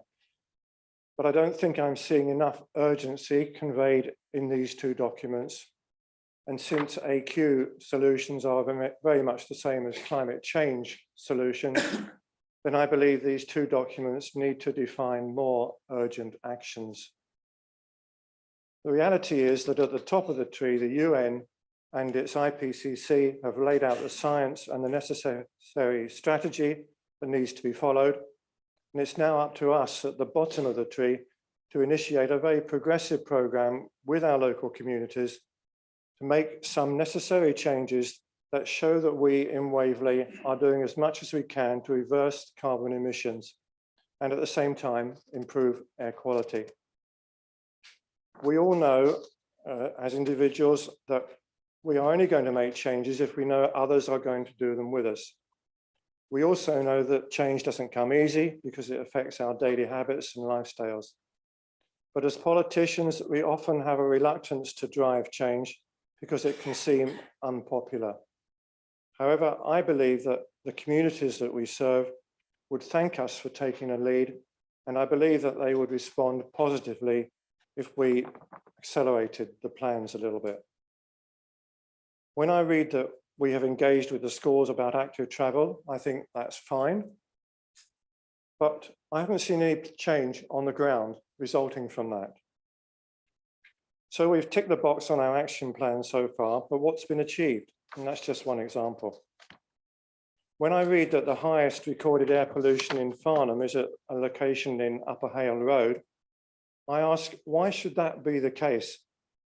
One would expect the levels to be higher in the borough, in the centre of town. So on looking into it, I find that this site is at a point where traffic movement is restricted by on-street parking. So what is being done to resolve that problem, which has been apparent for years? Where is the action by Waverley or Surrey? And Surrey should have picked it up in the infrastructure programme, of course.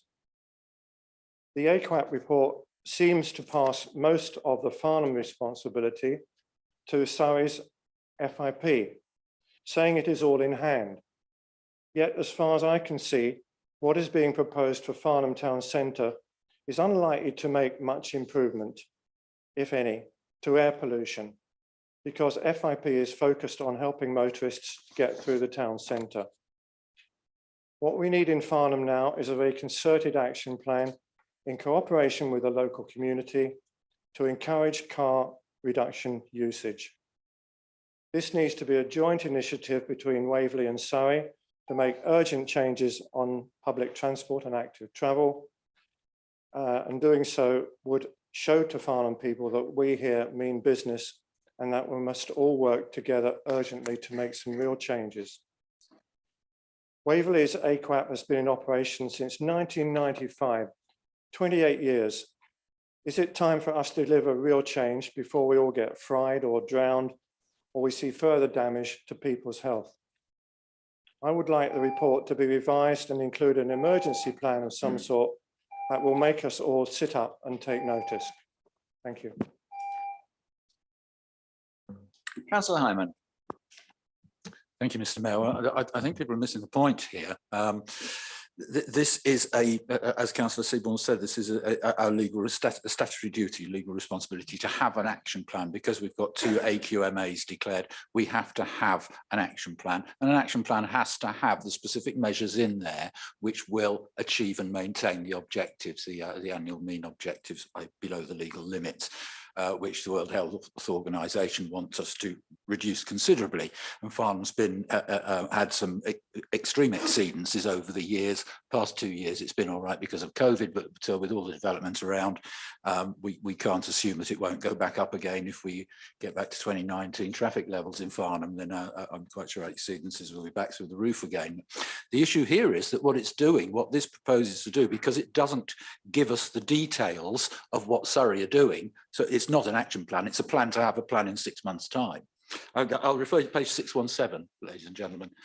Page 617 has got about 10 lines on there, which is the proposal, and it says that therefore the adopted package is about Farnham and Farnham Infrastructure Project. It says therefore the adopted package of agreed measures has not been defined. There's also currently no specific funding attached to the programme, and for these reasons the measures for Farnham will be reviewed in 6 months' time.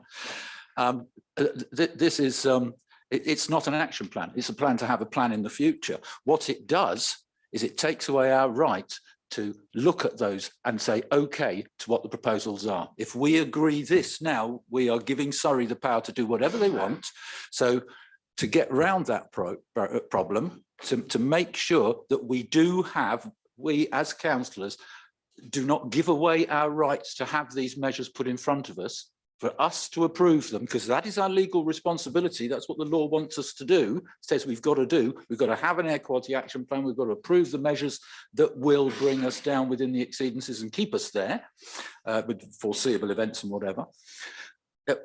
My cure for this is very simple. We just add to the end of the recommendation that we agree this, subject to the Highways Authority's awaited particular measures, that's the legal term used, particular measures, subject to the Highways Authority's awaited particular measures for Farnham Town Centre being brought before this council for approval. That way we solve the problem of this not really being an air quality action plan. We can bosh it through anyway. We can ignore the CAS because that's not a legal requirement. It's got problems in that, we can ignore those. But if we put this through, we will be letting down our residents seriously. And what happens to Farnham will happen to other areas of Waverley in future. If we abrogate our responsibility to look at the measures that are being proposed by Surrey County Council, it's the only power we've got over them, and it's in law. If we do not turn around and make this subject to us agreeing and approving the measures that should be in here but aren't. So I would, if I may, move an amendment which simply adds the words to the page 587 has got the recommendation at paragraph 2.1. Which is 4 lines there, and I'm saying add to the end of this as an amendment, subject to the Highways Authority's awaited particular measures for Farnham Town Centre being brought before this council for approval. So, and I urge members please to go with this because it's important that we don't give away our rights. May I have a seconder? Councillor Hess, thank you. Turn your microphone off, please.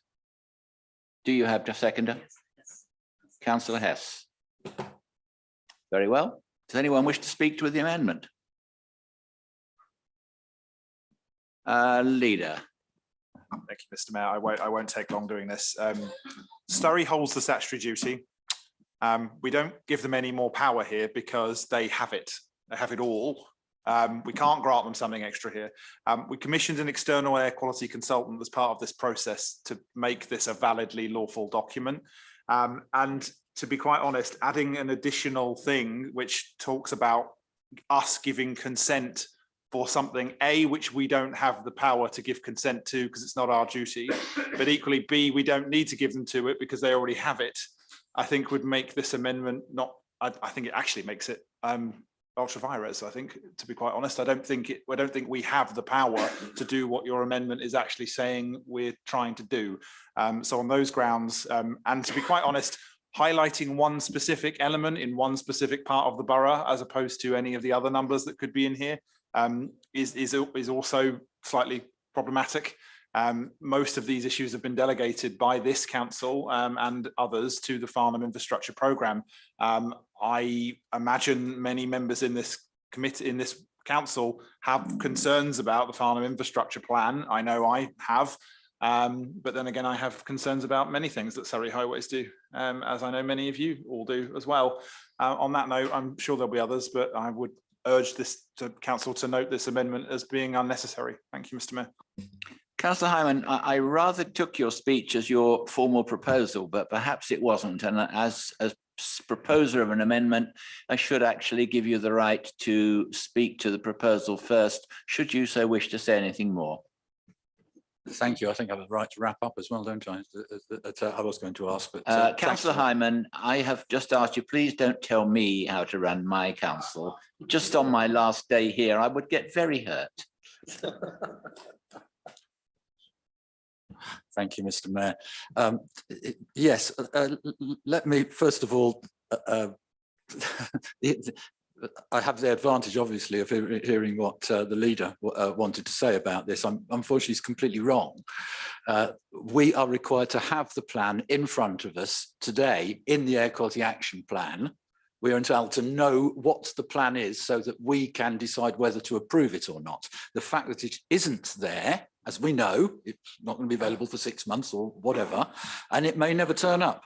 The fact that it isn't there means that we either turn around and say, this isn't a lawful air quality action plan because it doesn't have the measures in it, which the law requires. And I refer to section 83A and section 86 of the Environment Act.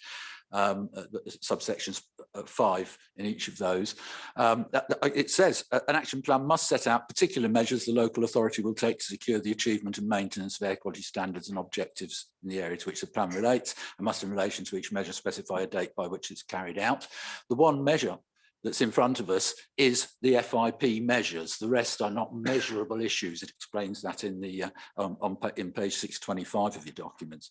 86.5 says an action plan prepared by a district council of a district in England for which the county council, that's us, must set out any proposals provided to it by the county council. And so how the leader can say that we don't have to, and you know, this is our power, it is to ensure that Surrey County Council bring forward measures which are effective and which we can agree to as part of our discharging our duty to have an air quality action plan. We're the ones who have to have the action plan. Surrey have to bring forward the measures. And there are laws which point out that if Surrey don't deliver, we can appeal to the Secretary of State. So we do have power here. The recommendation is entirely lawful. It's common sense, and it's to get around the fact that this is an inadequate. It is not an air quality action plan because it doesn't actually have a plan in there that we need to see before we make this decision. So our residents have the right to be consulted on it. They haven't seen the plan. Right? We're taking away residents' rights if we vote for this without asking it to come back so that they can have a look at what's actually proposed by Surrey in the future. And you know, so it's very simple. I cannot see any reason why anybody would, unless they were just being obstinate for the sake of it, of saying black is white, why they would object to these details, which should be in here, coming to us to be authorised in good time, 6 months' time. So as far as I'm concerned, I don't wish to deprive residents of their rights. This is a very important matter, as others have said. And I just wish that, you know, at times that people, if they haven't got a deep background in the air quality legislation and don't have an understanding of it, please don't offer your opinions. Let's just stick to facts. And the fact is that we have to have the details in this document. They are not there, therefore, to cover ourselves, we need to make sure that we do take the decision when Surrey Highways have come up with what they are legally required to provide. And we should certainly not give them carte blanche by agreeing it now blind. We can't agree to something we haven't got in front of us, can we? And we should not be doing so. And that's Article 12 of our Constitution, Part 2. Please, members, just why not, unless you just want to be awkward for the sake of it, why not add subject to highway authorities away to particular measures for Farnham Town Centre being brought forward to council for approval, as they should be, because we should not be letting Surrey County Council work on Farnham blind. They'll do it to the other areas of the borough next if we allow that. Thank you. Thank you, Councillor Hyman. Councillor Hess, as seconder, you may speak now or later, your choice. I support what Jerry's saying. Why wouldn't we want it to come back to council to scrutinise it? Otherwise, we're giving power to Surrey County Council to do their thing, and we're not, Surrey County Council can be like. Thank you, Mr. Chair. Thank you. Councillors to speak to the amendment. Councillor Williams. Thank you, Mr. Mayor. The comment that this should come back to councillors for further discussion when it's actually been to Overview and Scrutiny Committee, it's been to Air Quality Steering Group, it's been discussed at Executive, it's been discussed at Climate Emergency Board, and there has been a public consultation on it, and that was actually part and parcel of that process. I think, I think this is a plan which is ready to go forward. It is an air quality action plan. It has been produced by some very experienced consultants who are professionals in the field. So for Councillor Hyman to assert again, as he has done on several occasions, this is a plan to have a plan, and it's not really a plan, I think is quite frankly wrong. The process is that this plan will go to DEFRA for approval, and DEFRA will determine whether this plan is appropriate. But on past performance, it might be that professionals at DEFRA will say this is appropriate as an air quality action plan, but Councillor Hyman will suggest that they too are wrong in their assessment, because nobody has greater professionalism in any field, whatever it might be, than Councillor Hyman. Just finally, one of the things that Councillor Hyman has suggested for many, many years, and I've had discussions with him during the period of this administration over the past 4 years, is that the current extant air quality action plan is not fit for purpose. It is outdated. It was first brought forward in 2008. Therefore, there should not be a delay, said Councillor Hyman, on many occasions to us actually updating and getting on the stocks an air quality action plan. This is an air quality action plan, and Councillor Hyman is proposing a further postponement, pushing it further and further back. Thank you.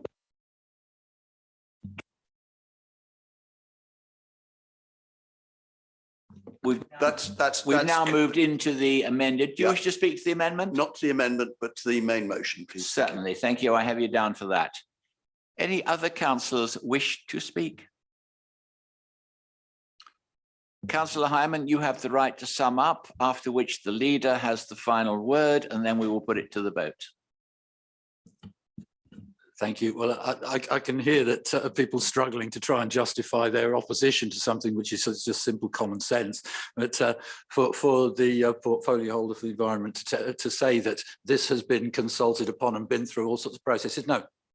The point is, the documents tell you that this isn't going to appear for 6 months. How can something that hasn't appeared yet and isn't going to appear for 6 months or more, or whatever, the final plan from Surrey County Council that should be in front of us, how can you be right about us having put it through the mill and checked it? It doesn't exist yet.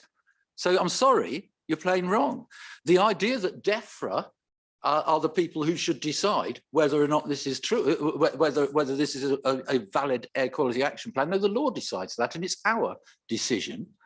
And we are the people who are required to make the decision as to whether this is a complete action plan that has got the details of the measures in there, which will meet it. It obviously hasn't, because it says it hasn't. So however silly you want to get and objectionable you want to get for the sake of it. I mean, the courts have proven me right over the years in terms of my expertise on matters of air quality and on matters of habitats, and all the other people who won't change their ways, which is what the planning practice guidance on habitats tells us that authorities must change their ways. No one's willing to. And yet they'll insult me because I'm telling them what the law says. I'm telling you what the law says in terms of the action plan. I've got it printed, I've got it in front of me. If you haven't, you really shouldn't be saying that I'm wrong about it, should you? So please read it.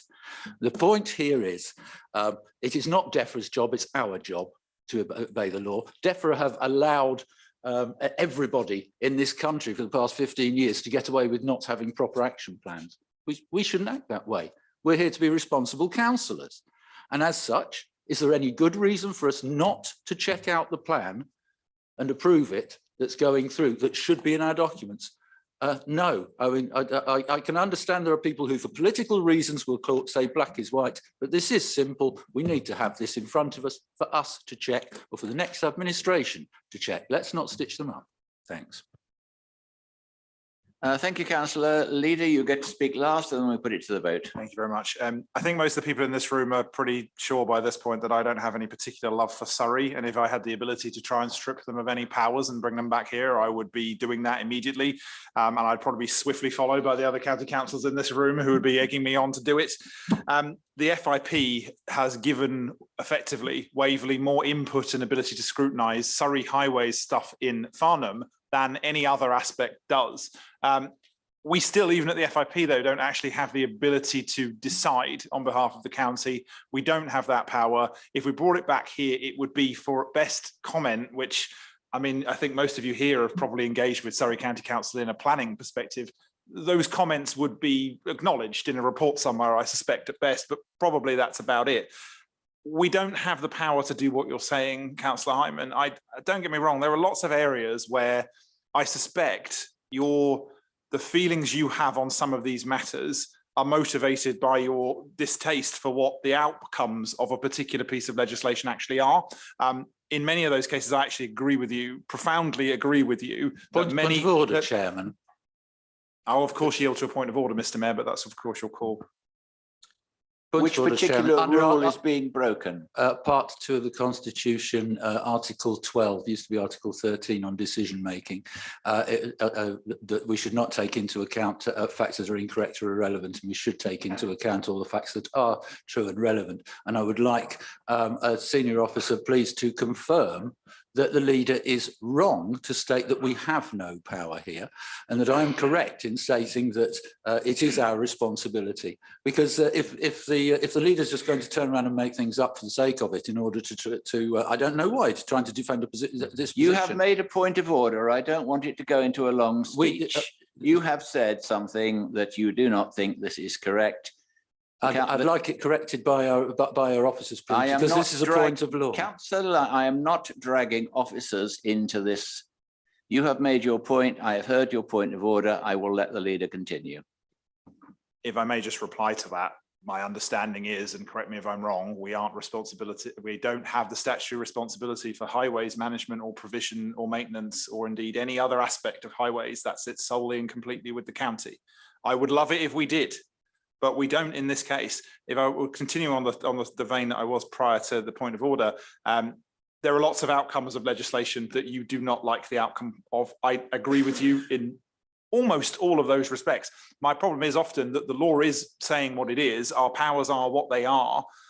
We have a very odd separation of powers and duties between town, boroughs and county. And I think in this case, this is one of those rare occasions where actually we do have more input into the particular thing that you're talking about through the FIP. And I would be opening up an entire evening of discussion about the effectiveness and sense and validity of the FIP. But I don't believe we have the ability to grant or agree any particular things the county are doing on highways. Love it if we did, but I know you don't want to bring in officers, but I think this just goes straight back to the fact that we don't have statutory powers over highways. Thank you, Mr. Mayor. Thank you, Leader. I'm therefore going to put the amendment to the vote. And remember, we are voting on the amendment, which is Councillor Hyman's proposal to add certain words to the recommendation. So those in favour. Mr. Mayor, forgive me. I have forgotten what those extra words were. And I dislike voting on things when I don't know what the topic is. So could he please repeat? A perfectly reasonable request, Councillor Mulliner. Councillor Hyman, could you repeat the words that which you add without making a speech? Without losing the will to live. To add to the recommendation, which is on at paragraph 2 on page 587, the words subject to the highways authorities awaited particular measures for Farnham Town Centre being brought before this council for approval. Thank you. Those are the words that Councillor Hyman's amendment wishes to add to the motion. So the vote is, do you wish to support the addition of those words? In other words, are you supporting the amendment? Those in favour of the amendment?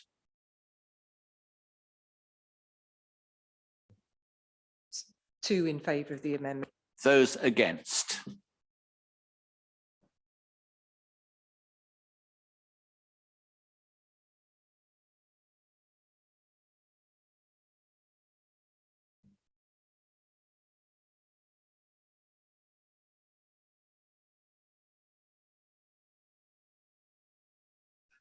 (33) against. Any abstentions?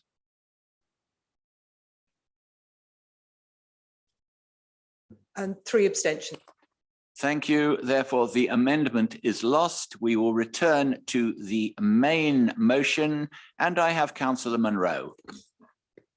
Thank you, Mr. Mayor. I've been preparing to speak for the last 20 minutes. Thank you. Mr. Mayor, you may know that I am this council's representative of the Farnborough Aerodrome Consultative Committee, FAC, and I'm therefore doubly aware that a lot of residents of Waverley are very concerned about the pollution and indeed noise which are engendered by Farnborough Airport's operation. So at the Overview and Scrutiny Committee, I did mention this.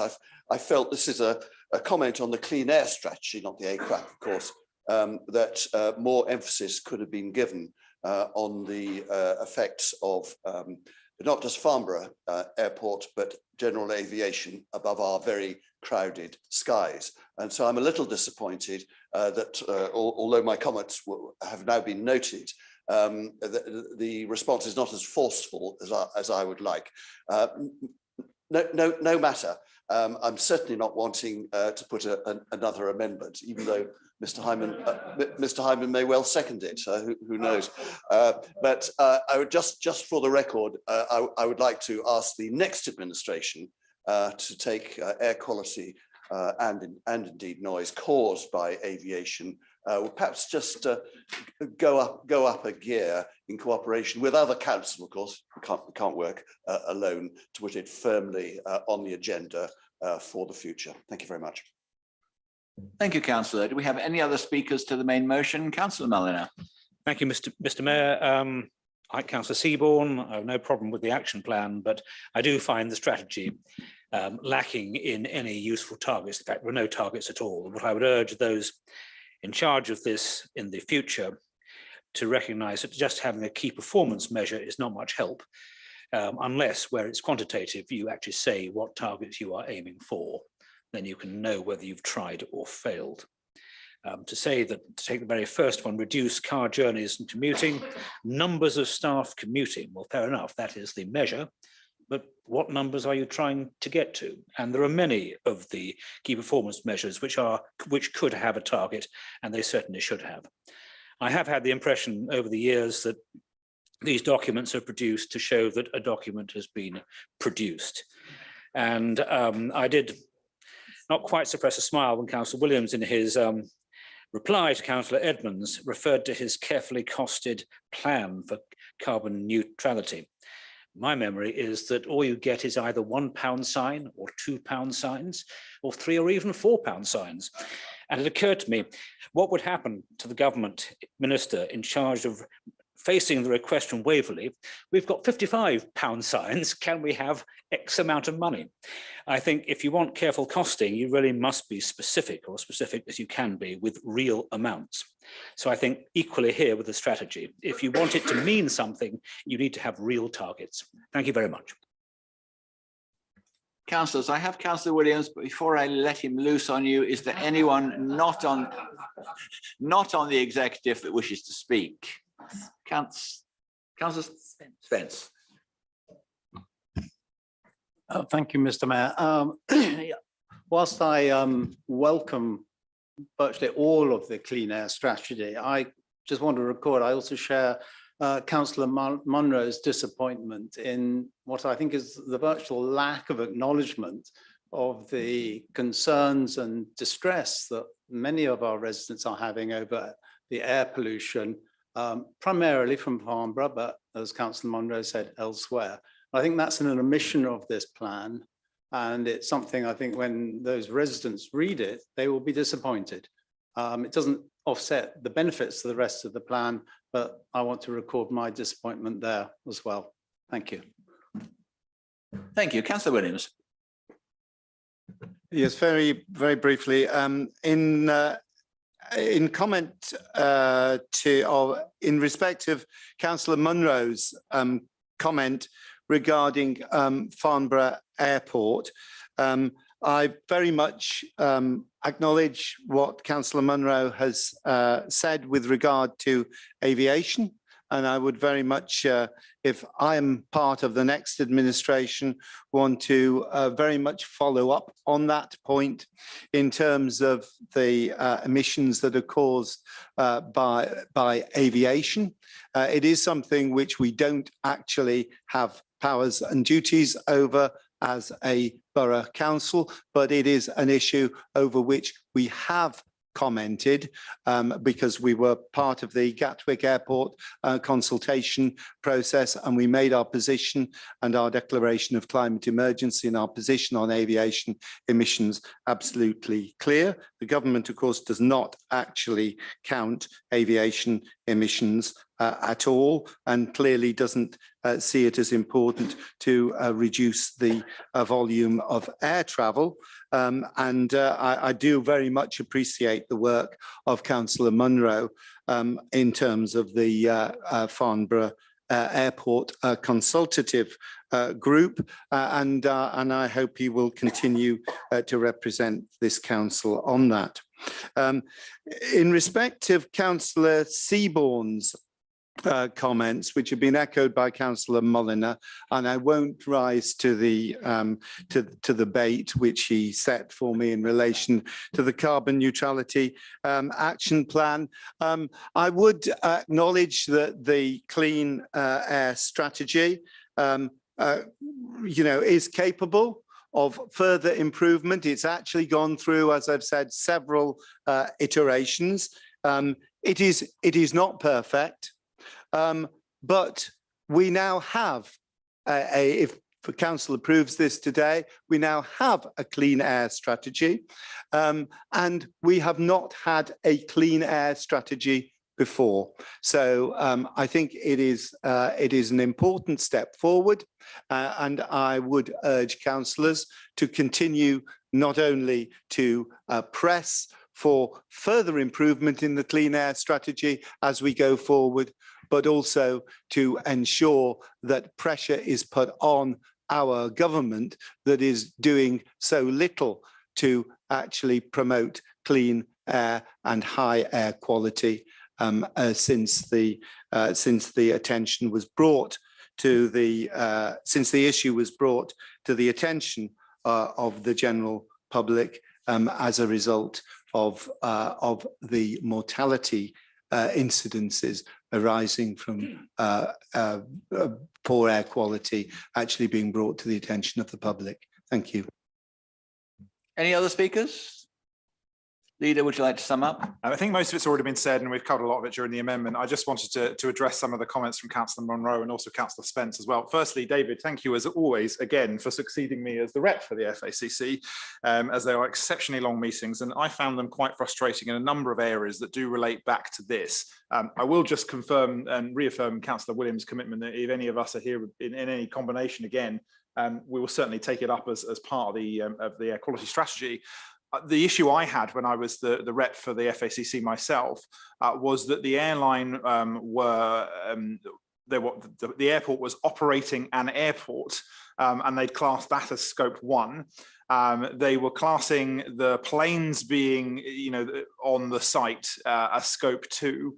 And then for me, rather curiously, but certainly this is obviously not illegal, they were selling quite significant quantities of fuel to airlines, and had classed that as scope 3, which to me doesn't quite chime with the spirit of what of those regulations are for, but it is obviously completely correct, and I went through that with them in some detail. My request to you, Councillor Munro, is at your next session with them, if you're able to, June, post elections, and of course I do hope to be seeing you next after May, Councillor Munro, that if you're able to get some clarification from them as to how they're now handling their scope 3 emissions. They were actually going for a zero carbon airport award, despite having their fuel being a scope 3 emission. It would be good to get an understanding of what they are now classing as their emissions, so we can factor it properly into this plan. Thank you very much, Councillor Munro. And again, I'll commend the recommendations to Council.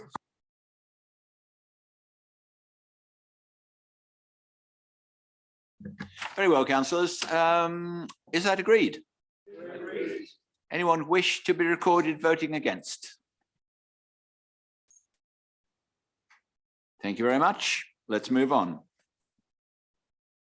The next item is item 12, matters arising from the formal review of the inter-authority agreement and the collaboration risk register, December 2022. Leader, would you like to introduce, please? Yes, thank you, Mr. Mayor. And before I do, I believe I have a seconder. Happy to second, Mr. Mayor. Thank you, Councillor Merriweather. As members will be aware, the inter-authority agreement and the collaboration risk register are reviewed periodically by a collection of Guildford Borough councillors and Waverley Borough councillors. The previous meeting, so actually not the previous meeting, the most recent meeting was this week, but the last meeting where there is actions to be determined was December 2022, the 9th. There are two items here that we were formally, just to note that we formally reviewed the IIA and continued to consider it fit for purpose, and then reviewed that risk register. We had two recommendations to put to both councils, and I believe it's here first before it comes to Guildford. That we are amending the terms of reference, or proposed to amend the terms of reference to effectively allow substitutes. And finally, amending the section 221.1 of the inter-authority agreement, which addresses termination for cause. There may not be a great deal of debate on this particular item, so it might be the last time and I'm sure many will be very pleased at this, the last time I address full council as leader of the council before the elections. And in the words of Arnold Schwarzenegger, well, you know what he said. Thank you, Mr. Mayor. Councillors, Councillor Martin. Thank you, Mr. Mayor. While we're on the subject of Waverley Borough Council and its relationships with Guildford Borough Council, I wonder whether the leader would like to bring us or the members up to speed with what he said in this room last Thursday to the Godalming town meeting, in which he said that the headquarter buildings of Guildford and Waverley will be brought together at a point or a place to be determined. Money will be saved. There will be a beneficial impact on the Godalming regeneration project, and that buildings or houses will not now be built on Crown Court car park. I wonder whether he might like to bring members up to speed with that. Thank you. Leader, the floor is yours. Very happy to speak on this subject, as Councillor Martin well knows. So a few things. Section 11 of the original draft vision statement between Guildford Borough Council and Waverley Borough Council envisaged the possibility that it might be sensible for us to consider co-location, whether it be here, whether it be in Guildford, or whether it be at another site to be determined. It was even then, and this is, I'm trying to think how long ago that was, over a year ago, certainly, something that was worthy of us thinking about even then. And I think, as many members in this room would probably understand, and certainly most residents do, it is certainly a discussion that we should be had. As I've said many, many times in many places, we went out to the public to engage on ideas really about how we could make the land assets that we as Waverley Borough Council possess work more efficiently and save money.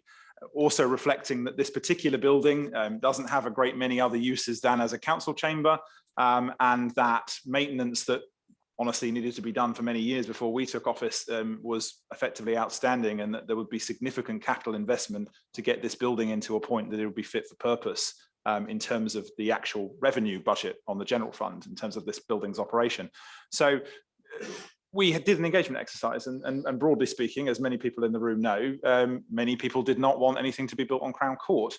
As I've said in this chamber in my additional capacity as leader of Godalming Town Council at its annual town meeting last week, we are, neither Godalming or Waverley, able to just ignore financial realities because it particularly suits us. And one of the things that prompted us to do was to look at the proposals that were put forward and honestly see if there was something that we could do differently in order to avoid something that clearly residents didn't like. And by the way, I'm not a huge fan of building on Crown Court either. I think it's necessary that we do have that kind of car park. I don't think it's worth protecting for some of the reasons that you and your colleagues put forward as being worth protecting, and certainly not at the expense of having no other options to fix the financial problems that we're talking about. But the collaboration, and I will stress again for probably the 1000th time, the collaboration, i.e. sharing services, sharing officers and sharing resources in terms of buildings and other assets to the benefit of both councils, is something that actually enables us to consider other options. So if you're opposed ideologically to the collaboration, I would certainly suggest people in this room would probably need to find another option. If you're opposed to the collaboration and opposed to building on Crown Court, then I would suggest you've got some serious thinking that you might need to do to figure out how you will achieve that financial miracle. Certainly Mr. Hunt did not provide any rabbits out of any particular hats in the budget to allow us to think of anything else. Anyway, because that's where you were originally asking, I merely highlighted a section of the original vision of the collaboration, which was to explore co-location. I think many people will look at Millmead and they will look at the Berries and they will look at other potential sites that have come available in Waverley and in Guildford and in between, and will reasonably consider that us exploring the option of co-location is a reasonable thing for us to do. Indeed, many residents actually told us that during the engagement. I hope that's clear for members and elaborates a little bit more on the subject than I did for Godalming Town Council. Thank you, Mr. Mayor. Councillor Costa. Thank you very much. There's a million one things I'd like to say in response to that, but I'm not going to. That can now go into the public domain, and we'll debate that and we'll see what the outcome is. But I would like to just clarify one simple point, if Councillor Follows will be so kind. My understanding is that when he made this announcement, he gave a clear impression that a joint statement was about to be made that Friday evening, very specifically the following day. I don't know what that is, whether it is something that's going to happen, whether it's slipped or what, but I think a lot of people just do not understand was it just his view? Is there going to be a joint statement with Guildford? He clearly made the statement that something was going to be said last Friday evening. That's all I'm going to say about that. I want to raise another point about the collaboration. I'm very happy that we have councillors who represent us on this, but this is a very, very big thing for us. And one of the things I find that I'm increasingly concerned about, and I do hear reflected in the community, is whatever the actual cash savings may or may not be arising from this reorganisation, which we could all debate and argue about, there is a real concern, I think, amongst a whole number of us, that when you look at what has started to happen within the councils, look at the number of people who have left the organisation because they feared that they would not get jobs in that reorganisation. And having worked in the public sector all my career, I know how this works and I've seen it happen elsewhere. They leave, there are recruitment costs, there are costs of hiring in temporary staff and others because of that lack of expertise and that lack of numbers. And my simple question is this: can we get a commitment, please, that whoever is here after the election, that we have an early report to this council, because I think in terms of transparency, it's essential, that shows us a proper financial evaluation of the costs of these mergers. Thank you. Councillors, any other speakers? Councillor Molyneux.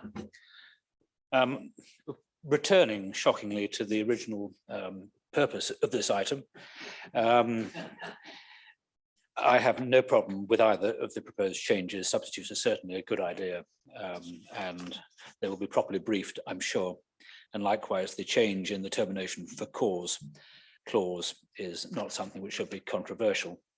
On the Guildford regeneration, when I gave my reply to the budget, I used the term economic incoherence for this project. I wish to apologise, I was far too kind. I have since, despite being promised in an email sent during the meeting, these things happen, by Councillor Merriweather, who's always very obliging, I would get a copy of this famous spreadsheet. Well, the original one doesn't actually exist, but there was one produced by an officer, which unfortunately had a bit of an error in it, and it basically double counted the car parking income. And that is why I've been convinced all along that this was an absolutely wonderful project for actually costing this council something like £1 million a year, given the recent rise in interest rates. So it's a basket case, it always was. And I think I've been flattered by being told that it had been proved that I was wrong. Well, I would love to see that proof. And if you give it to me, I promise immediately to share it with the entire council. I have no embarrassment about that. But having done my own spreadsheet work in some detail, I know it's attractive to borrow fixed rate money and to put it into inflationary assets such as housing, nothing wrong with that at all. But you need to be around for about 20 years to get the benefit. And in the meantime, you're losing money all the time. And in fact, at the current interest rates, I worked out we'd go through our entire usable reserves in the first 12 years. So that's why I wasn't very impressed by it. But I say, going back to the boring bit of agenda item 12, I'm going to support it. Thank you very much, Mr. Mayor. Any other councillors wish to speak, or can I get the leader to sum up? Councillor Merriweather. I'll be happy to walk Councillor Mulliner through the spreadsheet at his leisure. I'm sorry he's misread it, and I'm happy to correct him. No other speakers? Leader, would you like to sum up? Just to pick up on a couple of other things, I mean, I would advise Councillor Costa to have a look at the benchmarking reports for staff turnover in many different councils that exist in this local area. What we're seeing as part of Waverley's HR profile at the moment is not remotely dissimilar to any other. I mean, certainly not to the point where you could say, well, collaboration is why it's that. I mean, there are plenty of other councils with significantly higher turnover with no particular reason that you could point to. And like all councils, we're also seeing it's quite difficult to hire and retain people at the moment. I have my own theory is that the chronic and consistent underfunding of local government has meant that paying conditions for public service workers are being suppressed.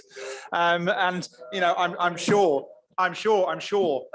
teachers, nurses, doctors, dentists. Oh, and I believe I was told by Councillor Townsend today, the staff of PINS, the planning inspectorate, who was striking as well. I'm sure paying conditions in public services are of absolutely no relationship to why all levels of government and local government are finding it difficult to retain staff. So, but we could talk about this all night. Councillor Merriweather's dealt with the money side of it. I mean, I've genuinely stopped having the ability to be polite on the subject. I don't think certain people in this room. If you're going to stop being polite, we'll wind you up there. Thank you very much. Right. So I'll go back to the subject matter because we all do get to it eventually. These are two fairly basic things. This is a very serious thing for everybody on this side of the house too, Councillor Mulliner. And we made sure that anybody who wanted to be a substitute on this took it very seriously too. And I commend these recommendations to council. Thank you, Mr. Mayor. So my understanding is at some point soonish, we're going to be making another statement, but there's been at least 2 statements regarding the vision of the collaboration, particularly Article 11. I would refer you to full council, I think October something going back, where we went through this. Was going to be Mr. Mayor, my apologies. I'm not intending to have a dialogue with Councillor Costa across the chamber, so I'll refer back to you. Right, let's move forward with this particular motion, shall we? Is that agreed? Agreed. Anyone wish to be recorded as voting against? 1, 2. Okay, thank you very much. Let's crack on.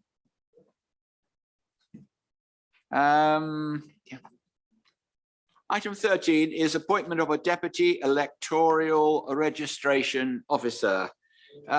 Ladies and gentlemen, I hope we don't have to debate this item. I think it is unfortunately obvious that with the boundary changes, the short notice changes to ID and many other things going on, there is going to be a huge amount of work necessary, and one poor chap won't be able to do it. And if he happens to fall under a bus, there'll be nobody. So unfortunately, this just has to come to council. Is that agreed? Thank you very much. I understand there are no motions. So we'll move to minutes of the executive. Would you like to propose that they be noted? Leader. Happy to propose they be noted. I believe I have a seconder. Happy to second, Mr. Mayor. Thank you very much, Councillor Merriweather. I do not have any notice of people wishing to speak on part 2 items. Is that still the case? That's correct. Somebody must have been kind to me on my last council. In that case, is it agreed that we note them, council? Thank you very much. We now move on to minutes of the audit committee, which I think is in the hands of Councillor Marriott. Thank you, Mr. Mayor.